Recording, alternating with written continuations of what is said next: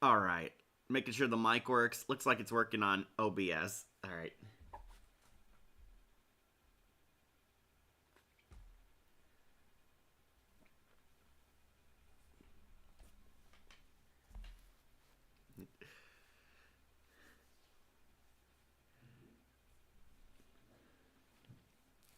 Alright.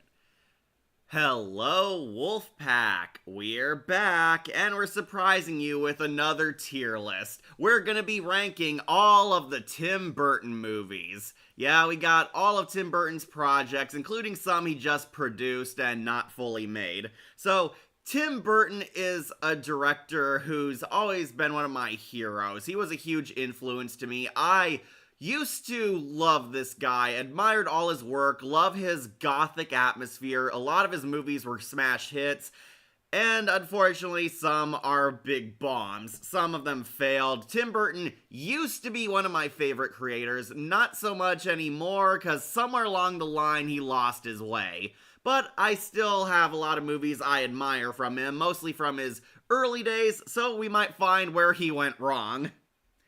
Aw yeah, my favorite director. Hey, Yara Ultra, glad you made it. Yeah, we're gonna be talking about Tim Burton because this guy used to be one of my favorite creators, and I still look up to him. I still love his designs, his writing, his style. However, I do have some beef with also his god-awful movies. You know, the ones we're gonna be talking about. So, we have everything Tim Burton has ever made in the mainstream. Sorry, we do not have Beetlejuice the animated series. I've never watched it anyway, so kind of a waste, but yeah, got mostly everything, all his big movies, and Wednesday Addams, his TV show. We're going to be ranking them all on a tier list, so I have to explain if this is your first ever tier list, because we might have some newbies watching. Going to be listing all of Tim Burton's movies and one show, all on this tier list, ranking them from best all the way to the bottom, the worst. As you can tell, we have simple slots for describing each film. I first watched the animated series before meeting the movie. Oh, you mean Beetlejuice? Yeah. Some people watch Batman the animated series, which is allegedly connected to Tim Burton's Batman movies, but yeah. Alright, so let's go over the slots first. If this is your first ever tier list, all the best to the worst. Down here we have haven't seen. These are Tim Burton projects I've never watched. You know, plain and simple, I haven't seen them, haven't watched them, so I can't make any judgments. These ones are safe from any criticisms if they were bad, or I might be missing out on if they were good. And sadly, we will see like one or two down here, because there are some I don't recognize. At the bottom, the real awful tier, trash. These are Tim Burton's bat bombs, the worst of the worst, the utter garbage, and tragically, we will be seeing at least a few down here. These are epic fails, the F tier. Do not recommend and do not waste your time watching. Then we have meh. These ones are weak. I will say there might be ones that everybody loves, but I hate. Ones that I don't like, they're forgettable, they're weak, they're simple. Some people might like them, but me, they're not my personal favorite. They were just a meh. Like, watchable, but nothing super special. Then we have solid. These ones are okay. They're passable, they're watchable, they're decently fun entertainment, they're solid entries, but nothing you'll go home writing about or praising Tim over. Then we have great movie. These are the A tier or A+. These are, of course, great movies. They're fun. They were badass. They did their job. They are Tim Burton at his perfection. They are definitely decent movies, but not quite perfect. They're missing that extra push to make it into S tier. Speaking of which, we have All-Timer, maybe All-Timmer. I did not write this list. All-Timer, All-Timmer. You get the idea. These are the best. The S tier, the perfect ones. Classic Tim Burton, his iconic movies, and we will be seeing a large number up here too. These are the greatest movies of all time. They are peak Tim Burton masterpieces, and I'm sure you can all predict what's going to be up here. As you can see, we have a long list. Tim Burton has had quite the interesting career. He's made a lot of smash hits, and some not so great hits. It's not connected, but it sure was an inspiration. Okay, you're talking about Batman the Animated Series, yeah. It has Burton's influence all over Paul Dini and Bruce Timm's animated series. Danny Elfman did the theme for both, but Jack Napier is the Joker, just like in Jack Nicholson's movie, so yeah. I just started watching Wednesday a couple weeks ago. Hey Ira, glad you made it. Yeah, Wednesday is also on here because I knew people are going to be asking me about it. I did include this one. Spoilers, Beetlejuice the animated series is not on here because I have never watched that show in my life, and we are mostly counting as movies since that's more mainstream Tim Burton. Alright, so got quite a few films here, almost at least over 20 of them, and Wednesday, so you're probably looking forward to what I have to say. So let's do this with the film that started it all. Paging Mr. Herman, Mr. Pee-wee Herman. My bike! Pee-wee's Big Adventure. Yes, shockingly, this is Tim Burton's first ever mainstream movie. Tim Burton worked for Disney in his early career. He worked on some movies. Allegedly, he helped work on Tron, but this is the first project that was fully under his control. Pee-wee's Big Adventure. If you don't know, Pee-wee Herman used to rule the world. He was one of the greatest childhood icons of all time for like decades, played by the late great Paul Reubens. In this, Pee-wee Herman is an eccentric man-child with a wacky funhouse who gets his bike jacked, and he goes on a big adventure to find his kick-ass bike and solve the mystery. Hey, Shadowlink, you made it. Tim Burton tier list. He's definitely got some legendary and also some unfortunate dudes, too. Duds, yeah. Dumbo's on here, so yeah, you know that. Color me impressed. We're starting with Paging Mr. Herman, Mr. Pee-wee Herman, going on to great movie. Yeah, I know, some people might cry that should belong in S tier. This movie is a very funny comedy, very safe for kids, most of the jokes anyway. This is Pee-wee Herman going on a big adventure to find and save his badass bike because it was stolen by John Wayne Gacy, not the actual serial killer, the guy who played him in the movie. John Wayne Gacy stole Pee-wee Herman's bike, and it's hidden somewhere secret where Pee-wee goes on an adventure to find and rescue his kick-ass ride. And yeah, it's pretty funny. It's a goofy, over-the-top, family-friendly type of movie. Pee-wee's going around the world, getting into wacky mishaps, and encountering colorful, bizarre characters along the way. That's today's secret word! Ah! Yep, never watched this movie, but I've watched the TV series. Yeah, so I was kind of surprised that none of the Playhouse playmates from Pee-wee's Playhouse are in this movie. Yeah, weirdly, none of the playmates are in this movie, it's just Pee-wee. We don't see Cherry or Globey or Terry the Pterodactyl or Mr. Window. No, it's Pee-wee's got kind of a retconned funhouse. It's still a weird funhouse. He's got like an aquarium in his medicine cabinet and weird furniture and all that, but none of the Playhouse playmates are in this movie, which, yeah, it did kind of cost it points, because I was looking forward to seeing those cool Muppets. But yeah, it's mostly Pee-wee is basically going out on his own, exploring the world. We meet Large Marge, everyone's favorite childhood nightmare fuel. Tell them Large Marge sent ya. And when he died, he made a face like this. Yeah, everyone loves that. Did Burton work on any of the Pee-wee sequels? No, he did not. None of those are on here. Yeah, none of Pee-wee's sequels are on here, and Alice Through the Looking Glass did not make it on here because Burton did not have much input on that. These are mostly ones he had creative input on. Pee-wee's Big Adventure, I think it's pretty fun. It's funny. It's got a lot of juvenile humor. There's really crazy imagery, like when Pee-wee loses his bike, he has this freak out on par with Darkman's pink elephant scene.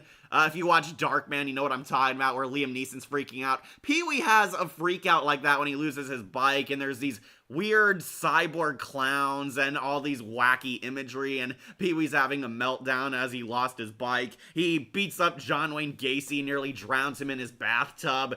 Really bizarre movie, but Paul Reubens definitely had an equal amount of input on this.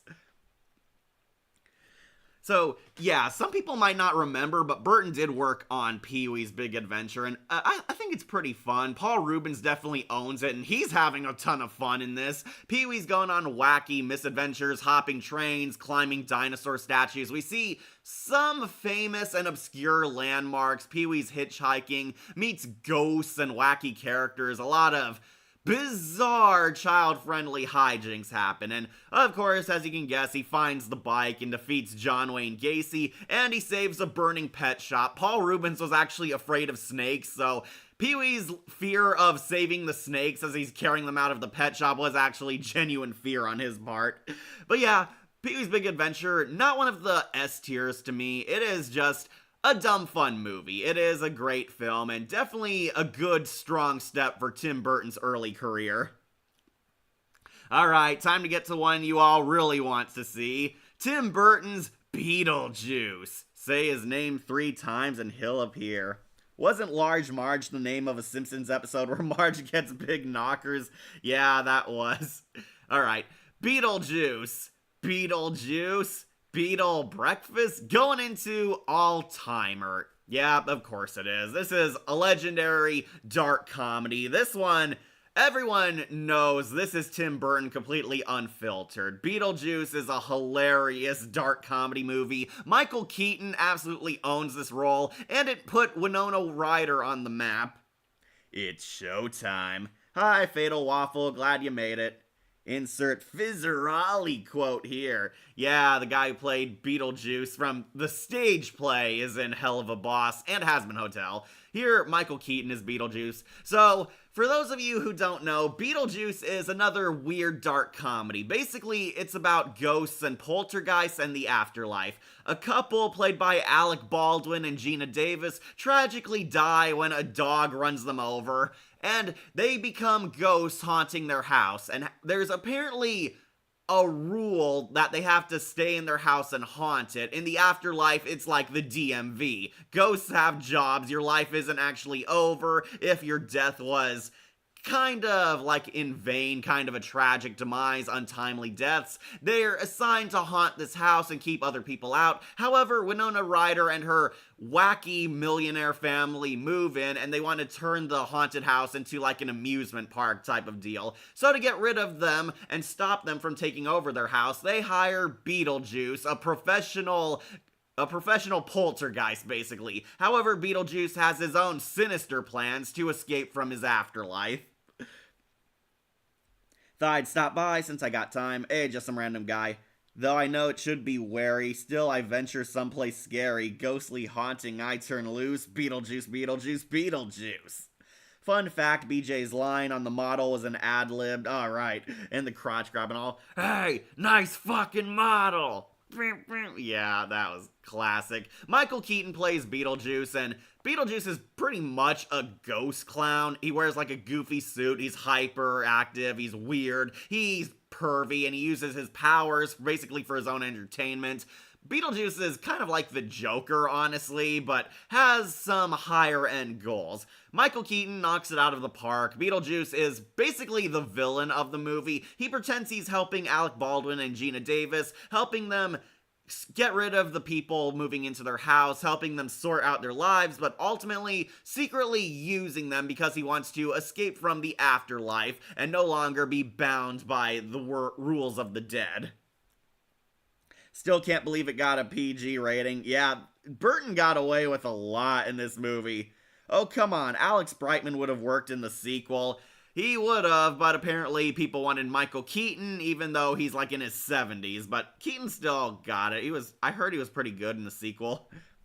What's not to love about Beetlejuice? Great character, very creative sets, and just a creepy fun time. Yeah, basically, Tim Burton's effects and imagery in this movie are masterful. The realm of the dead, the creepy ghosts, a lot of the effects held up well. Some of the stop motion might be a bit iffy.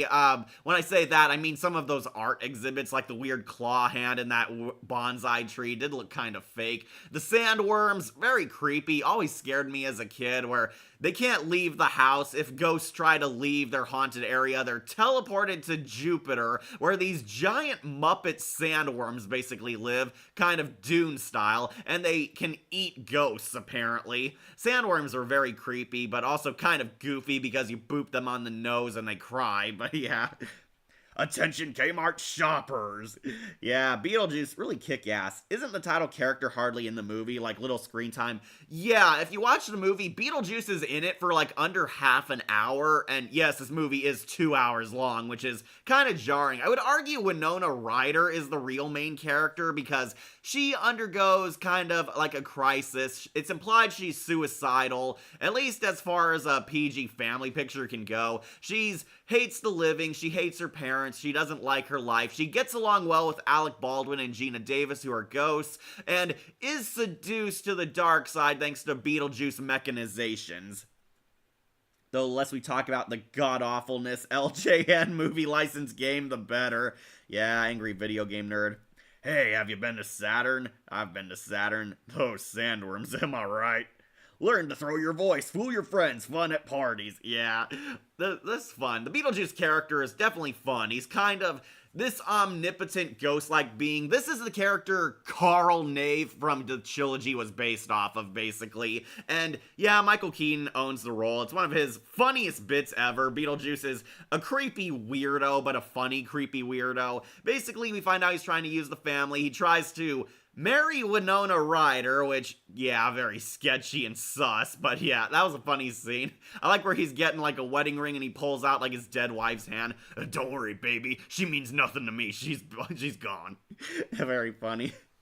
Nightmare Before Christmas and James and the Giant Peach are not Tim Burton movies or Henry Selick movies. Well, Tim Burton wrote Nightmare Before Christmas. Don't worry, we're not counting James and the Giant Peach. That piece of cinematic art.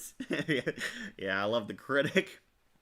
In the TV series, Beetlejuice and Lydia are actually best friends. Yeah, kind of funny when you remember he tried to basically force himself on her in the original movie. James, yeah, but Burton did have a part in it. Yeah, Burton did have his paws on Nightmare Before Christmas. You could tell he had input on it, which is more than I could say for James and the Giant Peach. Beetlejuice, yeah, it's a classic. It made my top 10 best horror comedies, so it has a huge fan base. People were excited for a sequel, which we wouldn't get for 40 years, but hey, glad you guys finally got something, at least those of you who are alive still. Yeah, Beetlejuice, it is a classic. It is an all-timer, all-timmer, basically one of Tim Burton's best movies, and arguably the one that made Tim Burton a household name. It put him on the map, made people realize this guy has creative imagination. It is a comedy classic, and all these years later, people still love it. Michael Keaton's best role next to that other dark guy. Speaking of which, let's talk about it. Dun dun dun dun dun dun dun dun dun dun. Batman 1989. Yep, this one easily number one. Spoilers, this might be the best Tim Burton movie of all time. Batman 1989, aka the Michael Keaton and Jack Nicholson Joker one. Guys, I love this movie. It is great. It is not only one of Tim Burton's best classics, but one of the best comic book movies ever made, and one of my top 3 favorite Batman films. Also, all-timer is misspelled. Okay, I think that is all-timmer. I'll correct it. Alright, all-timer, yeah. Batman, it is an all-timer. Yeah, the cartoon series is a bit different with that logic. Still is a fun little cartoon, especially the masterpiece of an intro. Yeah, the Beetlejuice theme is legendary. A bat credit card! Wrong movie. Same franchise, though. What killed the dinosaurs? The Ice Age! I'm not gonna kill you. You're going to tell everyone about me. What are you? I'm Batman. Yep. Michael Keaton Batman, easily one of my favorite. Both Michael Keaton and Jack Nicholson made my top 10 lists on Batman and Joker interpretations. And yeah, to this day, it is one of the greatest movies I've ever seen. Even for Tim Burton. It's not just Tim Burton at his best, it is Batman at his best. Michael Keaton, awesome Batman. He this pretty much changed the entire foundation of how people saw Batman. Back then, comic book movies were seen as silly, like Adam West and Super Friends. They were goofy, campy cartoons only for kids, but Tim Burton's Batman came along and basically completely changed the field. Changed the entire playing field, basically. Comic book movies are now treated dead serious, can explore mature themes, and we can see our favorite heroes actually being cool and badass, and for adults too. And Batman 89, it is groundbreaking. Not just Tim Burton at his masterclass writing, but easily one of the greatest superhero movies ever made. It made superheroes be taken seriously. Alex Brightman could be a great replacement for Mark Hamill. Yeah, he could be. I would still stick with Anthony Ingruber or Troy Baker. You want to know how I got these scars? Yeah, in this version you can actually see his scars. Sure, James. Some days you just can't get rid of a bomb. That was a joke from The Dark Knight. I know that. I know, James, I was just playing along. Batman basically revolutionized dark superhero trope. Yeah, basically revolutionized the entire superhero genre. We got to see more movies like Batman. If you're familiar, this movie actually inspired a lot of clones. The TMNT movie, The Crow, Darkman, and Dark City all took inspiration from this movie because that's how big Batman 89 was. Sure, now we have The Dark Knight, Under the Red Hood, and the classic Mask of the Phantasm, but this movie's still very high up there. It is revolutionary. It's a pioneer for superhero films.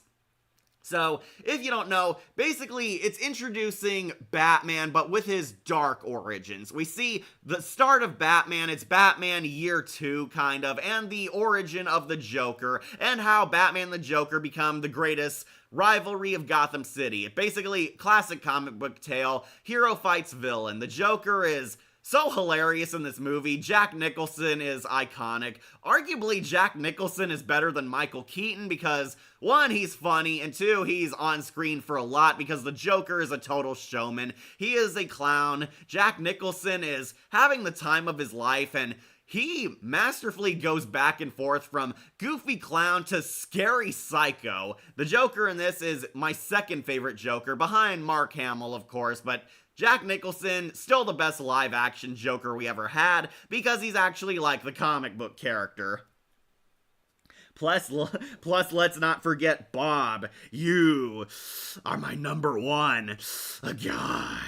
Danny Elfman and Tim Burton go great together. Yeah, this is the first movie I think Danny Elfman and Tim Burton worked on, and Danny Elfman would do the entire music soundtrack for the rest of his movies. Yeah. Definitely my absolute favorite Tim Burton movie and one of the best Batman movies in existence. Excellent Batman from Michael Keaton, Jack Nicholson, greatest Joker, the music, even the Prince soundtrack, fantastic, and so much more.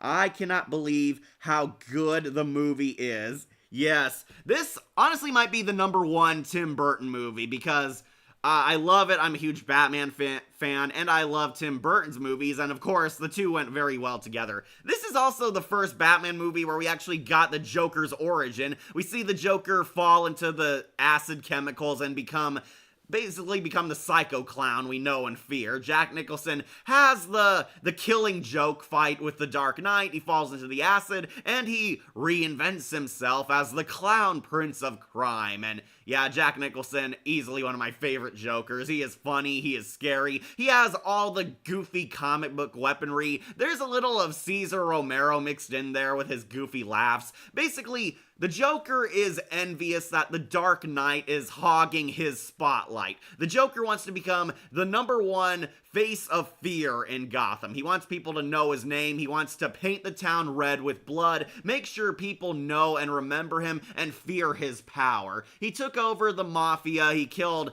not Don Falcone. Jack Palance gets shot, very hilariously so. And basically, he gets pissed off that Batman is trying to stop him. Batman is trying to prove he's a hero. This is the first Batman movie where the Dark Knight is hidden in the shadows. He's a mysterious protector. The police do not trust him. Gotham citizens do not know the Dark Knight yet, and they do think Batman's a villain at this point. It is kind of Batman year 2, basically. And Vicky Vale's in this. Yeah, we all know her infamous screaming. Kim Basinger is very pretty, though. Not as hot as Catwoman, but yeah, pretty decent love interest, old-fashioned Lois Lane. She's taking pictures, trying to prove the Dark Knight, get her story. Basically, through her, we learn more about Batman and Bruce Wayne. Get a lot of great scenes. I know there's one moment people hate in this movie, and that's the Joker was the guy who shot the Wayne parents. We do see a second guy there, so I like to joke that it's Joe Chill and Jack Napier together, but yeah, basically the Joker was the one who killed Batman's parents, and it introduces this story where Batman has to basically choose to decide to stop the Joker for justice or for personal revenge. Yeah, Bob, the best minion. Before we had Harley Quinn, we had Bob. Fun fact, Bob was actually played by Jack Nicholson's real-life best friend, and he kind of helped him get a role in this movie. Bob is basically the minion who the Joker talks to the most, and yeah, definitely made him cool. Bob is cool, no nonsense, does everything Jack Napier commands, and unfortunately to the point where he dies. Bob Gunn. Yeah, poor Bob. Miss him. Hope he comes back and has a rivalry with Harley Quinn. Do you think Tim Burton would have made a good Goosebumps movie? Honestly, he might have, but it would have been weird seeing Johnny Depp as Slappy. Yeah, they wasted Billy D. Williams. If you remember, this had Black Harvey Dent. Billy D. Williams, aka Lando Calrissian, is Harvey Dent, and unfortunately, they went nowhere. They were setting him up as the villain for next movie, but yeah, but eventually he got replaced by the Penguin and Christopher Walken, because Billy D. Williams is kind of thrown away, but he did come back in the Lego Batman movie, so that's a pretty fun in-joke. Yeah, he was supposed to be Two-Face, but it never happened. Not Tommy Lee Jones. Yeah, Tommy Lee Jones, a lot to say about his Two-Face, but don't worry, Batman Forever's not on this list. Basically, as the film begins, Batman has sort of established himself as a dark, mysterious figure in Gotham. Yeah, this is definitely scary Batman. He is vengeance, he is the knight, he is basically the Watcher hiding in the dark, watching criminals. He beats up two gangsters. There's a very clever trick in the opening. You think we're getting Batman's origin because an innocent family and their son are lost in a dark alley, get attacked by muggers, but nope, we reveal adult Batman already exists, and he beats up the muggers really brutally, and shows the world that he's the Dark Protector. Kind of like how Steven Spielberg and John Williams go with each other. Yeah, exactly like that. Spielberg and John Williams are a team. Danny Elfman and Tim Burton have always been a team since this movie onward.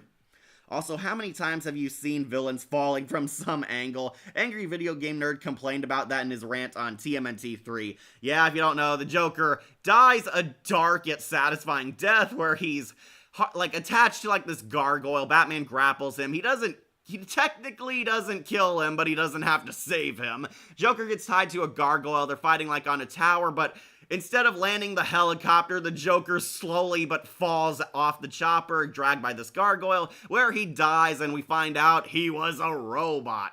So, if you're confused by the Joker's death scene where we still hear him laughing, this is a reference to the comics. Basically, he has like this gadget that's kind of a tape recorder. It plays Joker laughs. He uses these to like fool the Dark Knight and police into believing he's somewhere, but not really. I know of this from the Crypto Show. Basically, it's like a Joker hacky sack kind of thing. Yeah, he had one of those like playing on him, and it kind of tricked you into believing he was still alive somehow.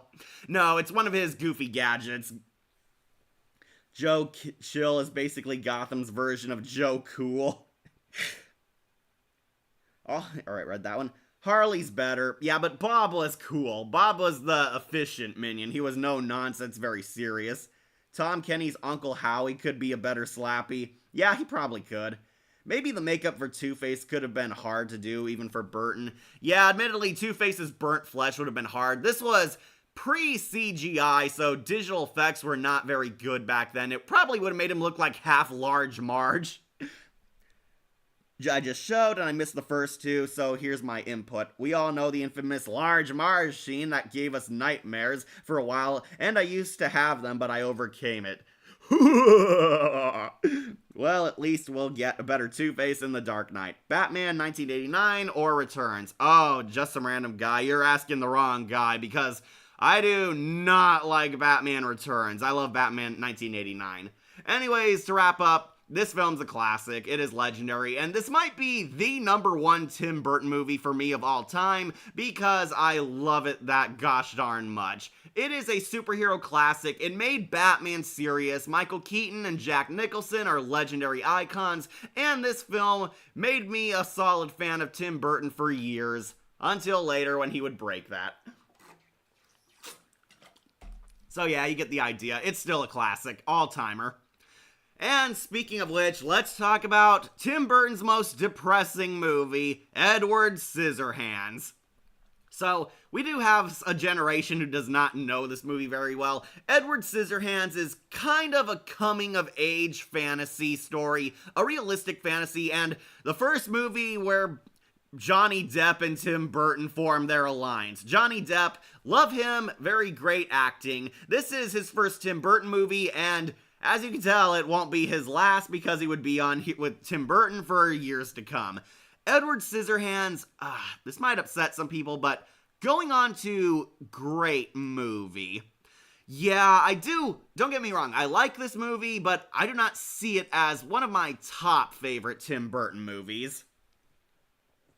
To me, both are good. 89 definitely. Returns was a mixed bag for me. Yeah, we'll talk about Batman Returns very shortly, but we're on Edward Scissorhands. The second is that I heard that in the original concept of Beetlejuice that Adam and Barbara were supposed to, well, at the time, due to falling into a lake, but the idea was scrapped. They did fall into a lake still. A bat credit card? Nope, does not compute. I've heard of this character, but never seen the movie. I got a jar of dirt, and guess what's inside it? Oh yeah, Edward Scissorhands was a sad one, but a good one.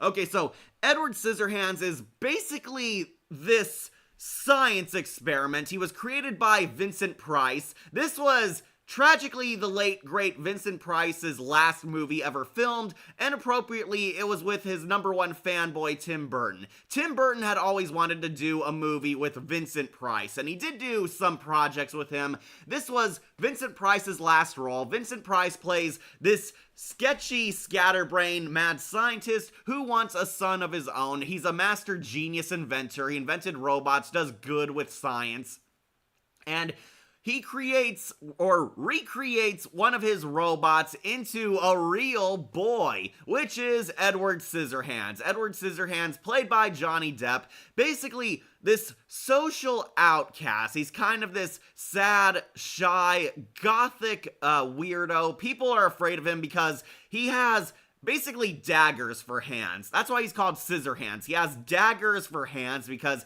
he used to be kind of like a battle droid or something until Vincent Price was going to give him new human hands, but tragically, Vincent Price had a heart attack and died, leaving Edward unfinished.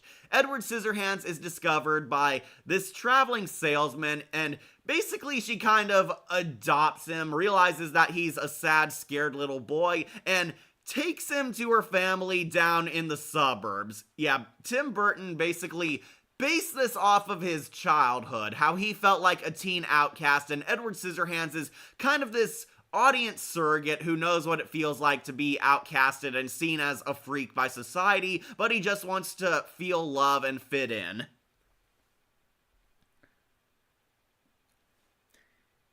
Alright, just reading some comments, sorry. Also, my favorite scene is Beetlejuice scene where Beetlejuice tries to look up Barb's dress, but I bet a lot of guys wish they could do that to Gina Davis, as she was hot back then. Yeah, Gina Davis was fire. Who would win, Edward Scissorhands or Freddy Krueger? Freddy, because Freddy's not a snowflake. Can Phallus in Blunderland be in the trash? We'll get to that, James. Let Danny DeVito take care of it. I'm the trash man. Just a random guy who comments to answer your question. A, Edward Scissorhands, or B, Freddy Krueger. The correct answer is C, Wolverine. Yeah. Okay, so Edward Scissorhands, I liked it, but I didn't love it. This is very much a lighthearted slice of life, dark comedy movie with a lot of sad, depressing moments sprinkled throughout. So, Edward Scissorhands is basically trying to find a purpose, trying to fit in with this suburb. There's a lot of busybody women, a lot of workaholic dads. Basically, society doesn't get Edward. It captures that feelings of being an outsider, especially among the angsty teenagers, which most of us have been. Edward's trying to find his place. All the kids are kind of either afraid of him or find his scissor hands cool. Edward kind of gets a job with his scissor hands. He becomes like a professional barber for pets, then he upgrades to women. There's this weird busybody woman who has like a lusting crush for him, which kind of sus because Edward is a teenager. Johnny Depp was not super old when he played this character, but yeah, basically Edward Scissorhands gets a job. He tries to get a life, but he just can't fit in with society. That is a problem. His scissor hands cause a lot of problems. He accidentally hurts people. We meet Winona Ryder again in this movie. She's kind of the sexy popular girl. Edward has a clear crush on her. She's at first freaked out by him, but slowly but surely starts falling for him. Winona Ryder actually has this tragic star-crossed lovers romance with Edward. Gina Davis was especially hot in Stuart Little. I thought you'd go with Thelma and Louise. Is the reason why Alec Baldwin couldn't return in Beetlejuice 2 because of what happened from Rust? Well, either that or he thought he was too good for Tim Burton now. It was, James. Yeah, Alec Baldwin, if you don't know, he accidentally shot off at a woman, and in the literal way, we'll just leave it at that. Hey, Kat. Hey, Akira. Glad you made it. What happened? Alec Baldwin was messing around with the toy guns, and he accidentally shot a woman working on set, and yeah, this has landed him into a ton of trouble, and we're probably not going to see Alec Baldwin show up in some things for like a year.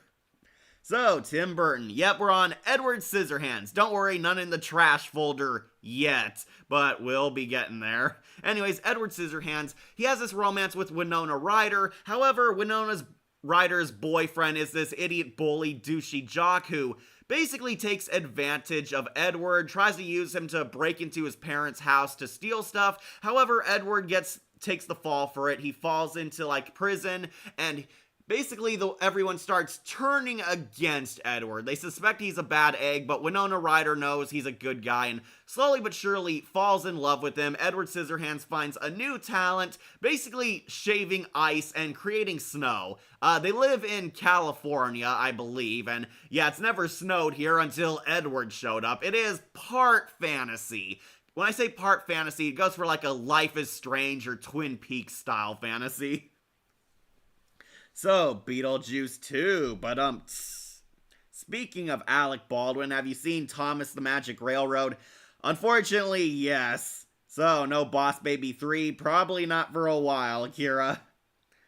I heard a comedic rumor in that scene where Edward was cutting the Joyce Monroe hair. That close-up of her sandal feet has some people develop a foot fetish. Well, Joyce was very clearly aroused during that scene. Joyce has a huge crush on Edward, but he does not reciprocate. He is very much confused by her and society. Not unless they get the guy from the Netflix show. Edward Scissorhands was one of my favorites since I was small. I was basically raised on dark fantasy and Tim Burton. Okay, so Edward Scissorhands, it's no Labyrinth. Sorry, Yara. I do think it's great, but not one of my favorites.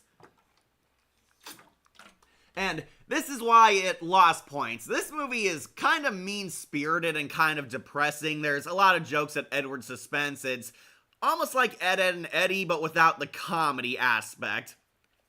Which, yeah, Edward gets treated like a freak. The idiot bully becomes envious of Edward. Edward tries to do good, but no matter what, he's always seen as a monster. He saves the son, Winona Ryder's little brother, almost gets ran over, but accidentally cuts him with his scissor hands, which makes the town think he's gone crazy and is attacking people. The idiot bully tries to take advantage of this and basically kill Edward because he's jealous that his girlfriend likes him more. Winona Ryder realizes Edward is good. It leads to the climax where Edward finally runs away. He goes back to hiding at Vincent Price's castle, but The Winona Ryder follows him, and so does the idiot bully, where he tries to kill him. And Edward finally murders the bully, impales him, fatalities him, and throws him out the castle window. Winona Ryder decides to help Edward hide. She admits she loves him, but they can't be together because Edward just can't adjust to our world. Not because he's not good enough for it, but because this world is not good for Edward. The world is treating him like a monster, but he's not one. So it leads to this very bittersweet, depressing ending. It is definitely optimistic at the end, but still has a lot of tragedy to it, where Winona Ryder pretends Edward Scissorhands died. She tells the entire neighborhood that Edward died, faked his death actually, and both he and the idiot bully died killing each other, and the town basically abandons Castle Price forever and lets it sit away like a bad memory, forgetting Edward ever came. However, we cut to a time skip where Winona Ryder's now a grandmother. She moved on, and she talks about how Edward became kind of a fairy tale legend, that it never snowed here until he came. And we see their entire town actually has snow, and we show Edward Scissorhands is like making it snow every day, finally bringing good into this world. Ending on a bittersweet note where Edward did not get the girl, but he finally found happiness and accepts himself. So yeah, I think it's actually pretty decent. I think a lot of teenagers and people who feel like outcasts really relate with this movie. Johnny Depp, absolutely nice, adorable, and very sweet in this as this character. Like the fight between him and the idiot bully. Those Scissorhands are pretty cool, not gonna lie. And yeah, I do think it's definitely a good tragic romance story. Not one of my favorites. I do not think it toppled Beetlejuice or Tim Burton's Batman, but I do think it's definitely Tim Burton at one of his more charming slice of life stories. So, good Freddy Krueger clone. Yeah, kind of. Edward Scissorhands is the good Freddy. Fun fact, an actor from Thomas and the Magic Railroad did voice work on Hell of a Boss as Miss Mayberry. Yeah, Mara Wilson. I know who you're talking about. Mara Wilson! Yep, she got the critic. Charlie and the Chocolate Factory should be a great movie. Don't worry, James, we're getting to that. Even I am not that dumb, Double D. I would still rather watch The Magic Railroad than the new Modern Thomas series. Oh, everyone would, man.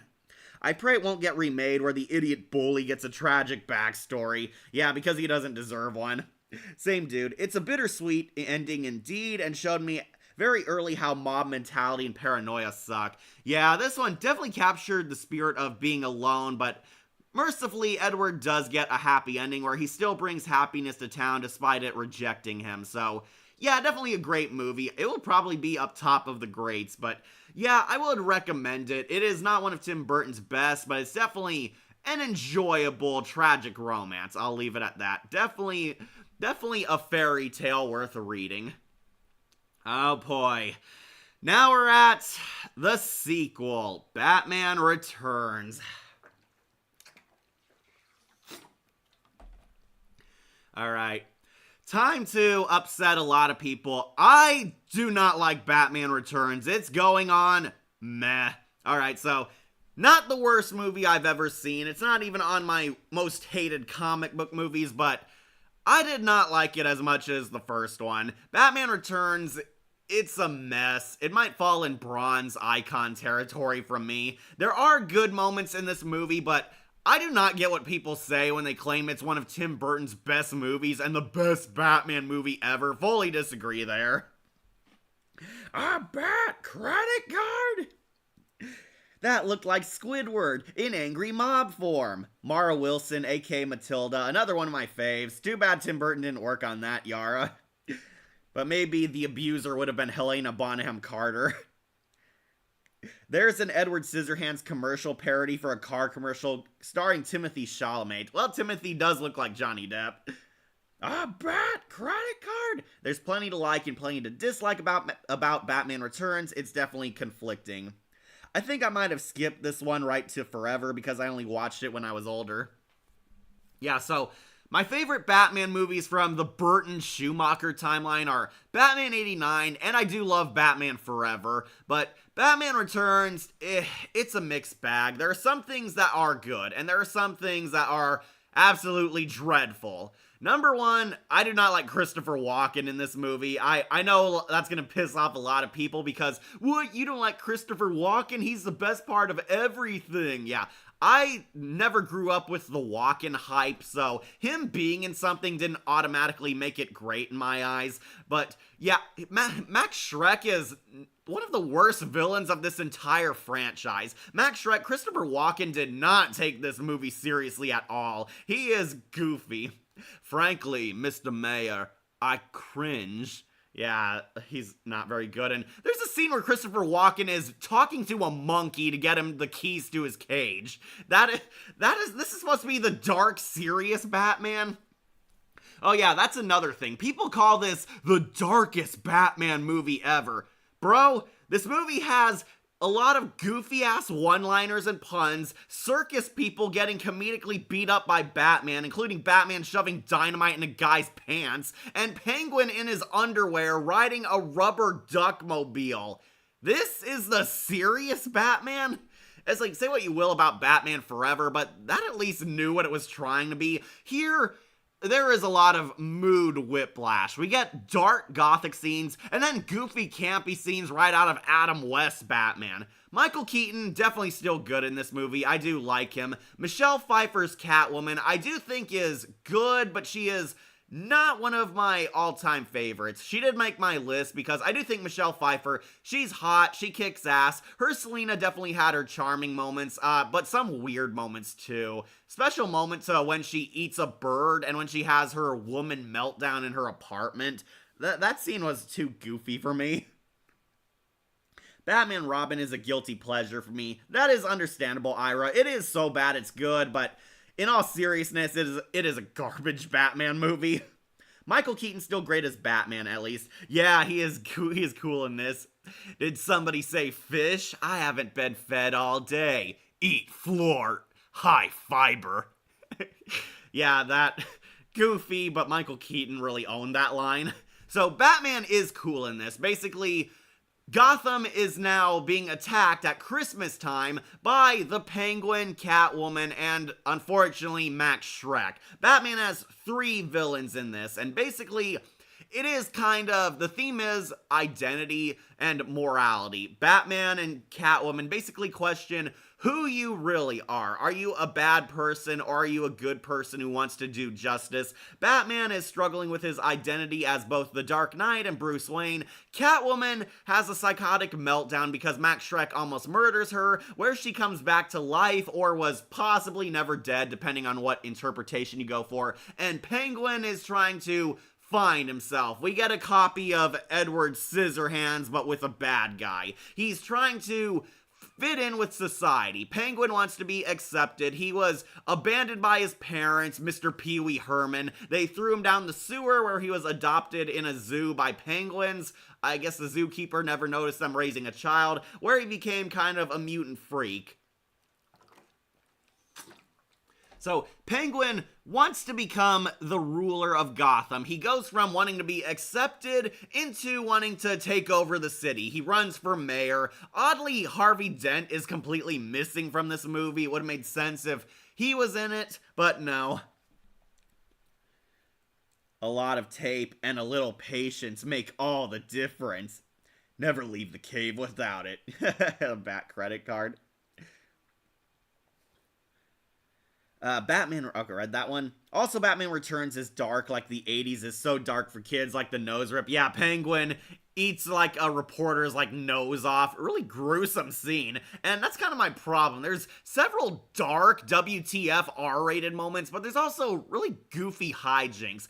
Special mention going to when the Penguin hacks the Batmobile and he's riding a kiddie ride. Like, you know those old put a quarter and your kid can ride on like a basically a fun Playmobil kind of ride. He rides like a toy Batmobile to control the real Batmobile, and it is so goofy. I'm sorry, it is so ridiculous. I can play this city like a harp from hell. Apparently there was an earlier version where Shrek was going to end up being Penguin's brother. Yeah, I heard that. I wish we got that version because it would have made a lot more sense. Max Schreck was supposed to be the other Cobblepot brother, but he was the boy they kept. And Penguin is supposed to be super attached to him and always spending time with Christopher Walken because they were going to be related. They were brothers, but Max Schreck was the spoiled older brother the family actually loved. He was the rejected brother, and they try to patch things up, but no, Max Schreck is completely indifferent towards Penguin. Max Schreck is kind of the real villain. He's using Penguin as a patsy to basically use as his mayor puppet. Max Schreck is the real villain, and that's kind of the problem because I watch Batman to enjoy Batman villains, and both Penguin and Catwoman are kind of footnotes next to Christopher Walken. I can still remember how Sean Young wanted to play Catwoman and actually wore a homemade outfit on stage. Yeah, she did do that. That was real. Dennis Hopper, monkey. Don't forget the McDonald's deals. Yeah, my mom actually won like a cup from that. She has a Batman Returns cup. It's the Penguin riding the rubber duck and the weird bat sled chasing him. I've seen Christopher Walken play worse villains like Captain Hook and Peter Pan live. We all want to forget that, Lowbone. So, you know how people say Batman doesn't kill just so the one scene Batman Returns of him knocking out a guard when he had a bomb attached to him? Not to mention he kind of enjoyed that. Yeah, Batman full-blown kills people in this movie. He had moments in the 89 movie where he killed, but it was more along the lines of, I'm not gonna kill you, but I don't have to save you. This Batman, he's bloodthirsty in this movie. He blows up a guy, man, and he enjoyed it. You know, Burgess Meredith was supposed to play the Penguin's father. That would have been awesome. Burgess Meredith cameoing in Batman Returns as the dad. That would have been so cool. Paul Rubens doesn't do a bad job, but he doesn't really do anything. Paul Rubens was better as Penguin's dad in Gotham. Also, we need Spawn and Batman movie crossover. That is, if Todd McFarlane will agree to it. I remember that scene. Christopher Walken plays a worse Shrek than Mike Myers. Nice, James. It's really weird that WB never made light of critics' reaction to the Bat credit card. Yeah, that is iconic. Also, Catwoman outfit looks stitched than her normal. Yeah, so Catwoman kind of has one of her infamous outfits in this. So I do like skin-tight black leather, but here they give her a lot of stitch markings. It's a cruder amateur Catwoman. She's supposed to look like a Frankenstein's monster. Catwoman was dead and she sort of resurrected back to life. The rule of symbolism there. Michelle Pfeiffer, very hot. Love her kissing scene with the Dark Knight. Mistletoe can be deadly if you eat it, but a kiss can be even deadlier. And she licks Batman's face, kissing him like a cat. That actually went in one of the hottest kissing moments for superhero movies, and I can see why. I'd like being licked by Catwoman in the face.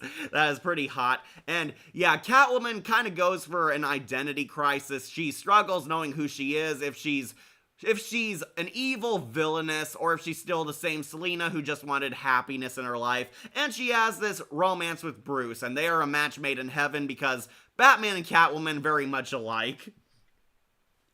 Max Schreck is a cliche, mustache-twirling villain. Yeah, that's my problem with him, and honestly, I can see people liking that because nothing wrong with goofy villains. I do like the Masked Mutant, but Max Schreck should have been like a real Batman villain. I heard he was supposed to be Roman Sionis, aka Black Mask. There were apparently plans that he was going to be Roman Sionis or either Two-Face. Harvey Dent was supposed to have Christopher Walken's role, but Billy D. Williams backed out, so that never happened. And apparently he was supposed to get the infamous Black Mask when Catwoman kisses him, but no, they wrote him off as dead instead. Also, Marlon Wayans was almost going to be Robin in this movie, and yeah, I think we dodged a bullet. Who wants Marlon Wayans as Robin? No, the problem isn't because he's black. The problem is Marlon Wayans is a very goofy and cringe actor. I actually heard that Max Schreck was supposed to be Harvey Dent. Yeah, that is kind of the rumor, but Billy D. Williams said no because he was doing other movies. Also, Penguin versus the Kingpin is peak. That needs to happen. That would be pretty cool. Wait, that actually happened? I heard about that from a Nostalgia Critic Catwoman review. Yeah, Sean Young actually dressed as Catwoman and showed up on a talk show, basically asking Tim to make her the femme fatale Selina Kyle, but didn't happen. Also, why the clown henchman for Penguin? Like, did the Joker fired them? Yeah, the Triangle Circus Gang, really weird. It's because Penguin was a freak show exhibit and he hired the circus troupe to be his evil minions, but very confusing. It should have been like his classic goons, but no, we have clowns again, which is very confusing because the Joker was the villain last movie. I guess it was trying to fool people into thinking Jack Nicholson might be back, but no, he was dead.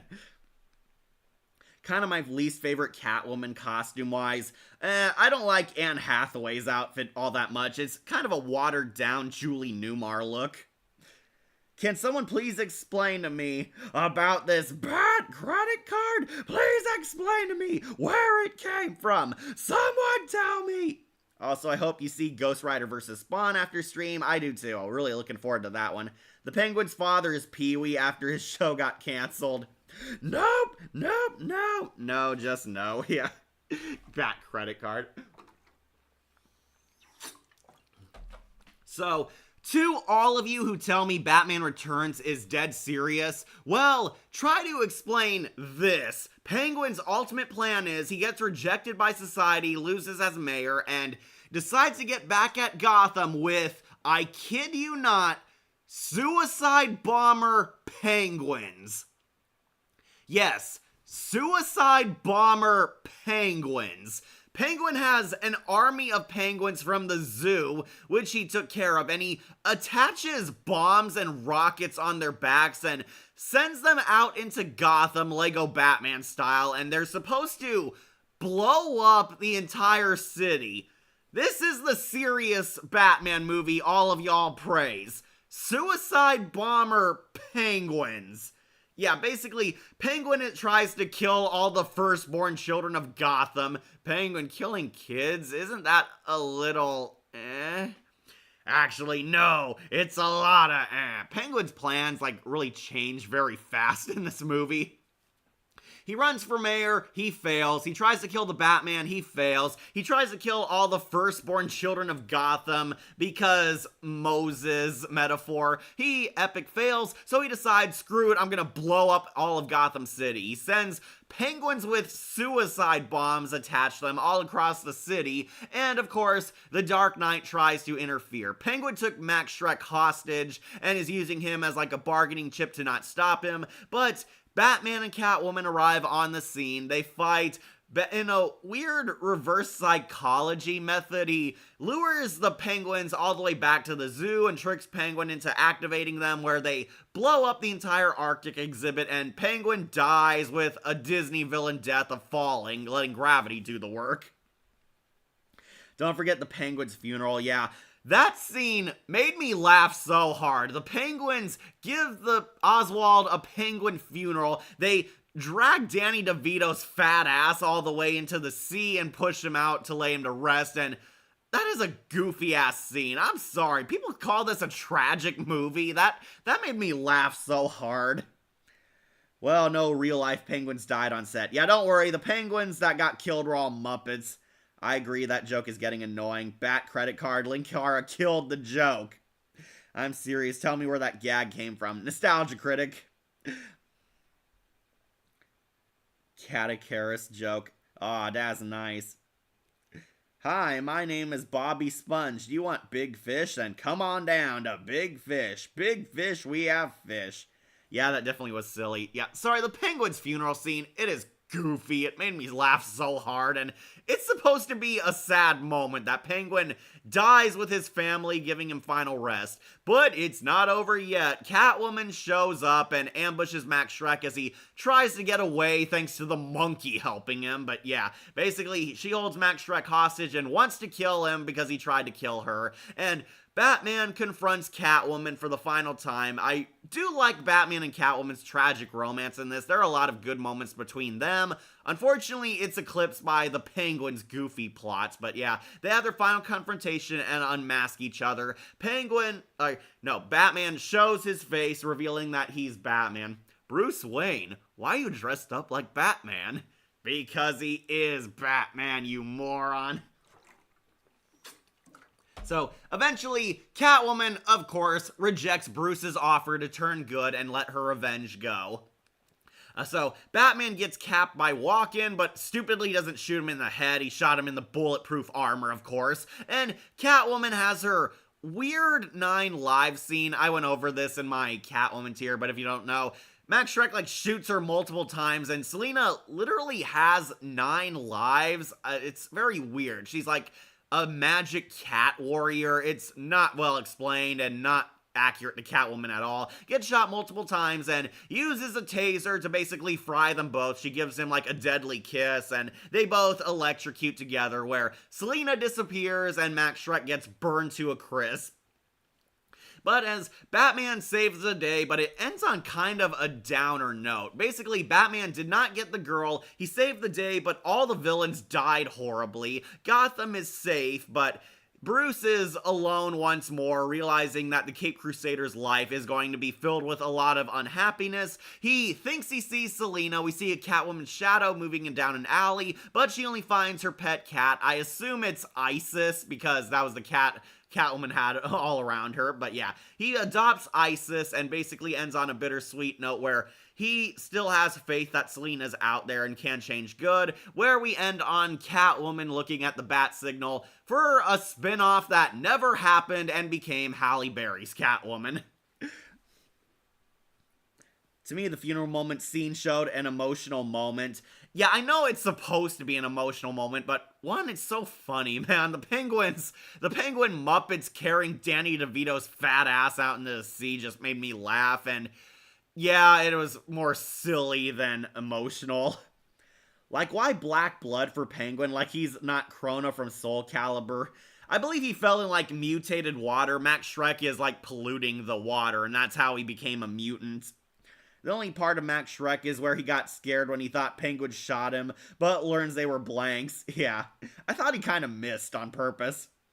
I gotta say, Max Shrek had better luck stealing keys from a pet than the Pirates of the Caribbean. Yeah, Pirates of the Caribbean definitely stole that scene. So, Batman Returns, it's not the worst movie ever, but it's a mess. It is not a good sequel, and personally, I thought Batman Forever was a huge step up because it at least knew what it wanted to be and was actually funny. Batman Returns do not get the appeal. I'm sorry, but it is not my favorite Batman movie. It is not my favorite Tim Burton movie, and I think it's just sloppy. It's a sloppy superhero sequel. Not the worst thing ever, and it does have good moments. Catwoman in particular and Michael Keaton's Batman are both awesome, but Danny DeVito's Penguin and Christopher Walken absolutely drag it down the sea. It's a meh entry.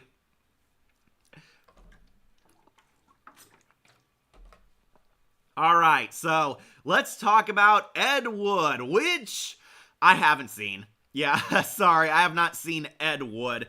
Honestly, all these years later, I keep forgetting Tim Burton made this movie. This is Ed Wood, the fictional biography where Tim Burton basically made kind of a biography movie about one of his favorite directors, Ed Wood. Ed Wood is like a king of B movies and one of Tim Burton's heroes, and he made this biography movie starring Johnny Depp, of course, as his hero director, Ed Wood, and his career and life.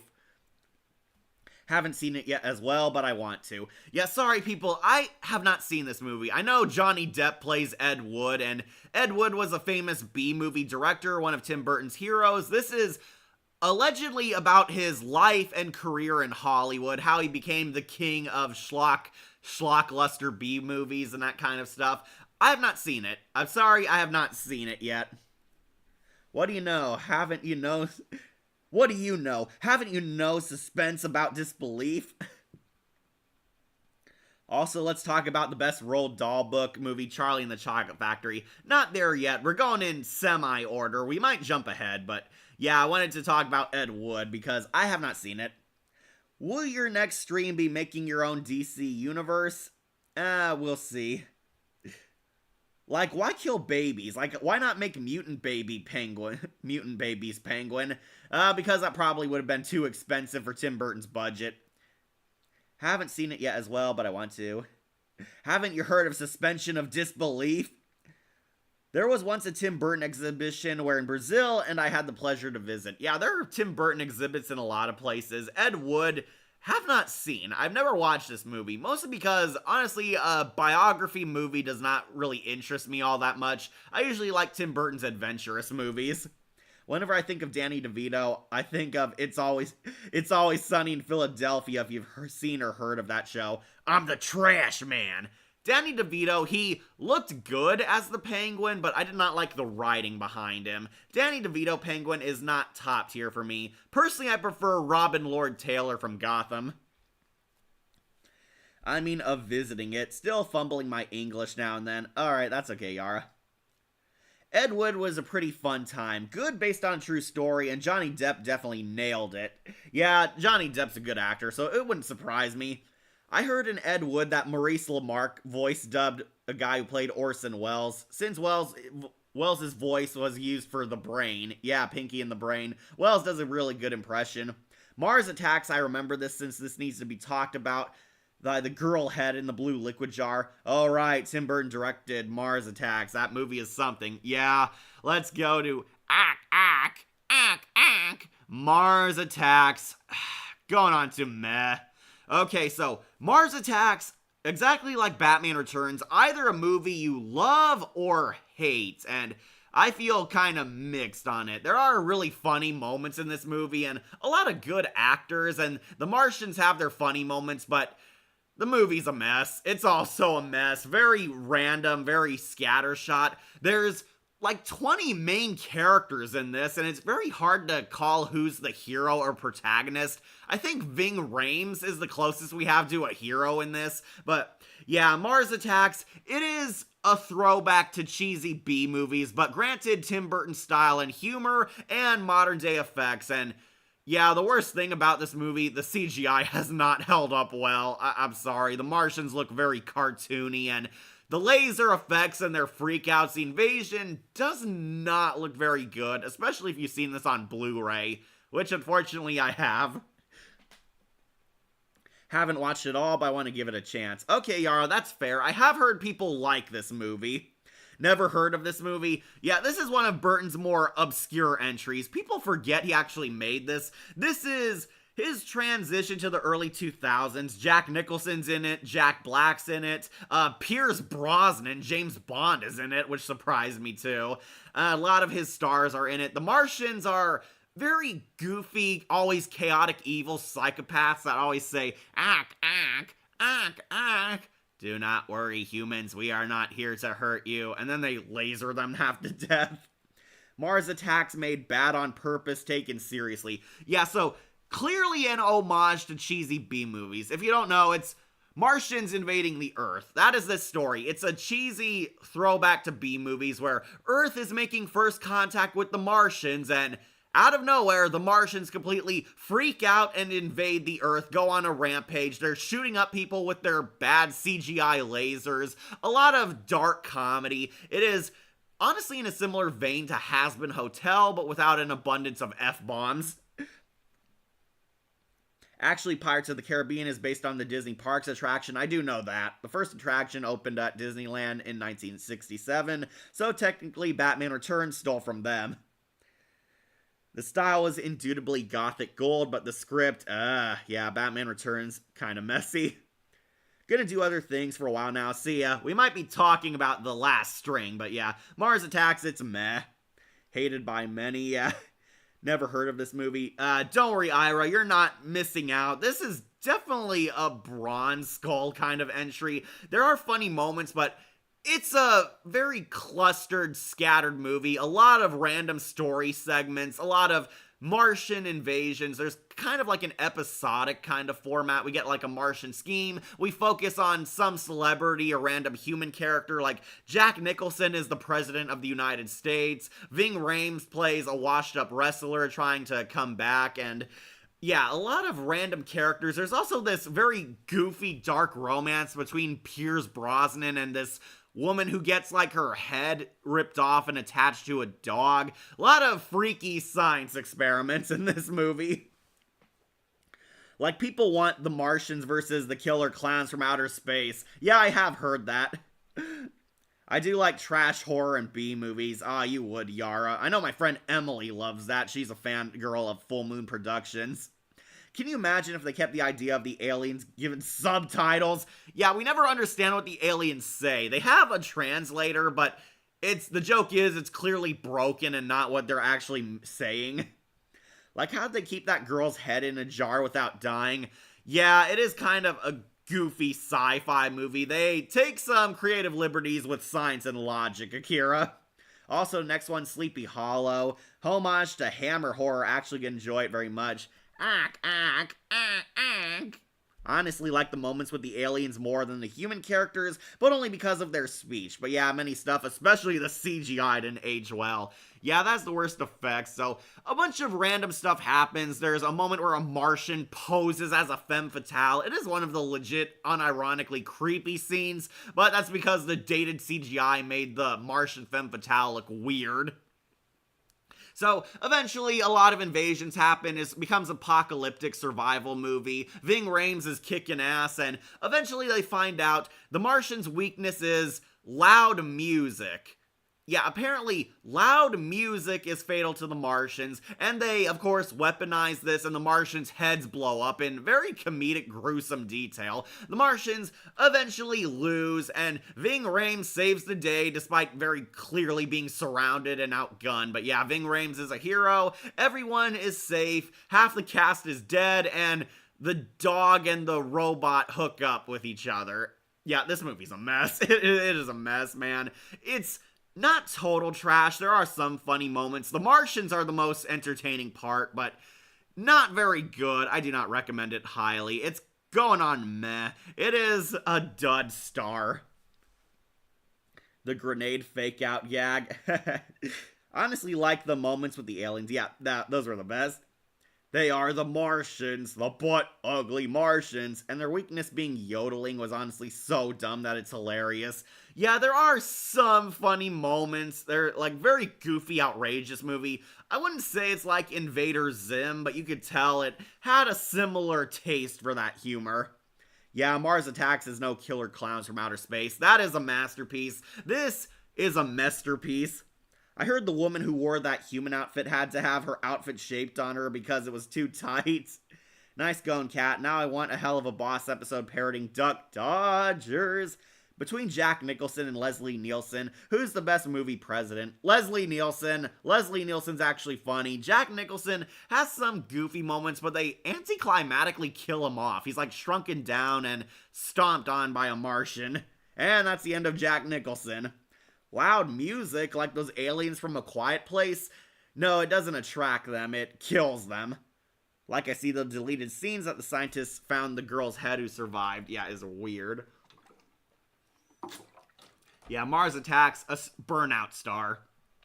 But let's talk about a good Tim Burton movie, Sleepy Hollow. This is The Headless Horseman, directed by Tim Burton, and a throwback to the old school Universal Hammer horror masterpieces. Headless Horseman, might upset some people, but it's going on to great movie. Yeah, I do think it's great, but the one problem I have with this is the CGI has also aged very horribly. One of my favorites. Hey, Low Bone, glad you made it. Oh yeah, Hammer horror masterpiece.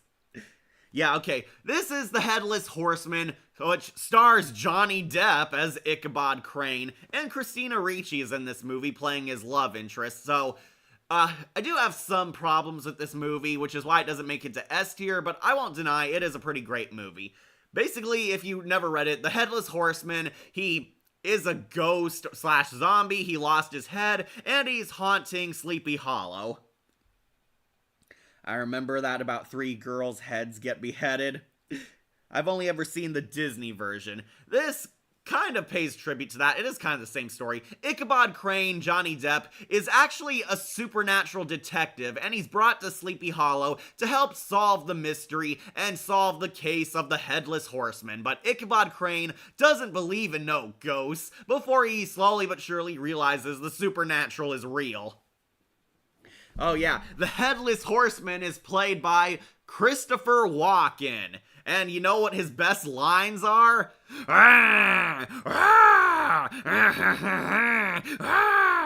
Yeah, Christopher Walken doesn't say a damn word as the Headless Horseman.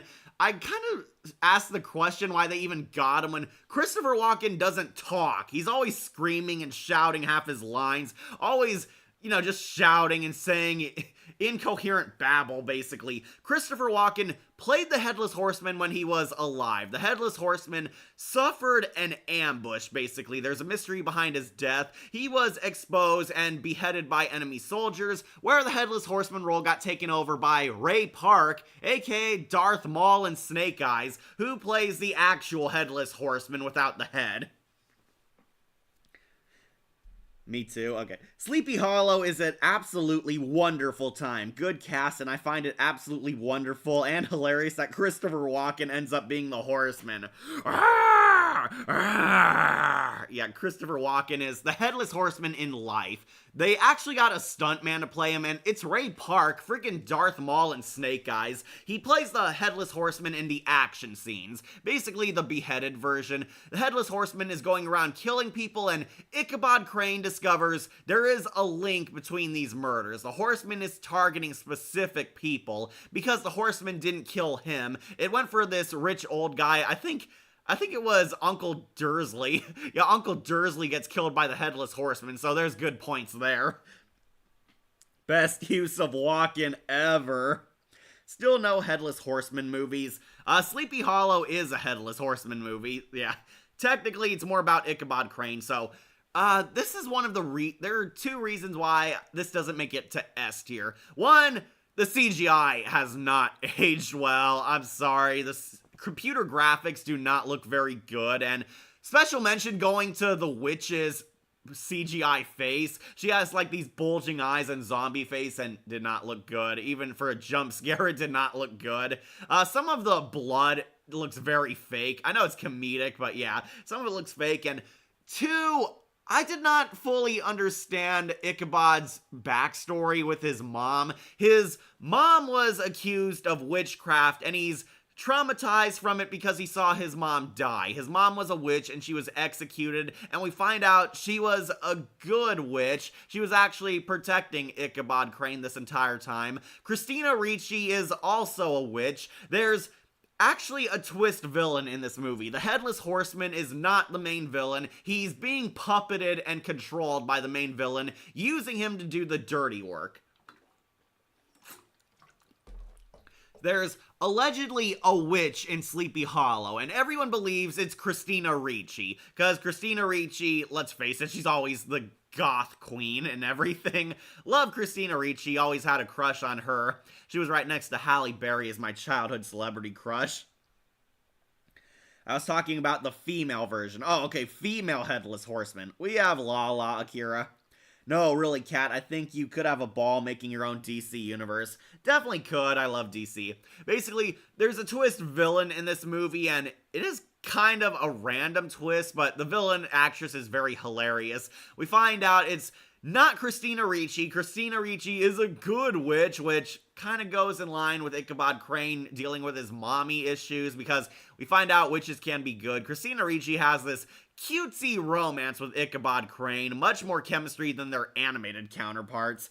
The Headless Horseman is being controlled by the twist villain, and basically is assassinating the town council, because the real villain is trying to basically steal the land of Sleepy Hollow and get revenge on the people who wronged her, before ultimately becoming a psychopathic villain who plans to use the night forever. They have this epic fight on a burning windmill, exactly an homage to Frankenstein. There's a lot of loving tributes to the Universal classics. Even Christopher Lee gets a cameo in this movie. This would not be the last time we see Christopher Lee and Tim Burton work, but yeah. The Headless Horseman has an epic fight. They're able to defeat the twist villain by freeing the Horseman from the controller, basically. And Christopher Walken shows back up again to give the twist villain a gruesome, horrible kiss and drag them off to hell.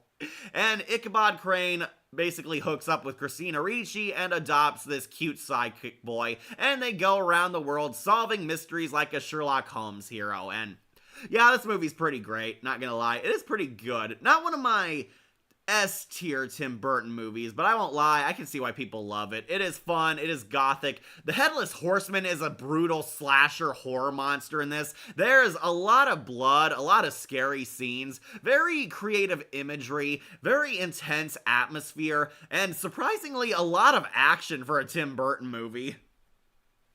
Christopher Lee's a legend. Yeah, he has a cameo in this. From Hammer Dracula to Saruman, we'll never forget you. R.I.P. Christopher Lee. Yeah, Sleepy Hollow, I think it's pretty great. It's probably more so an 8 out of 10, but it's still golden territory. Love the action. The Headless Horseman is a really creepy villain. This will make you terrified of him. Has a good classic Halloween feel. This is one I do watch every October time. I know I should be watching every Tim Burton movie in October, but this one especially sticks out. Headless Horseman definitely will make your head turn. Great movie. Alright, I gotta use the restroom, so if you want, you could cast your vote. Otherwise, the next movie might be Planet of the Apes. So, if you want to skip ahead, cast a vote. I'll be right back.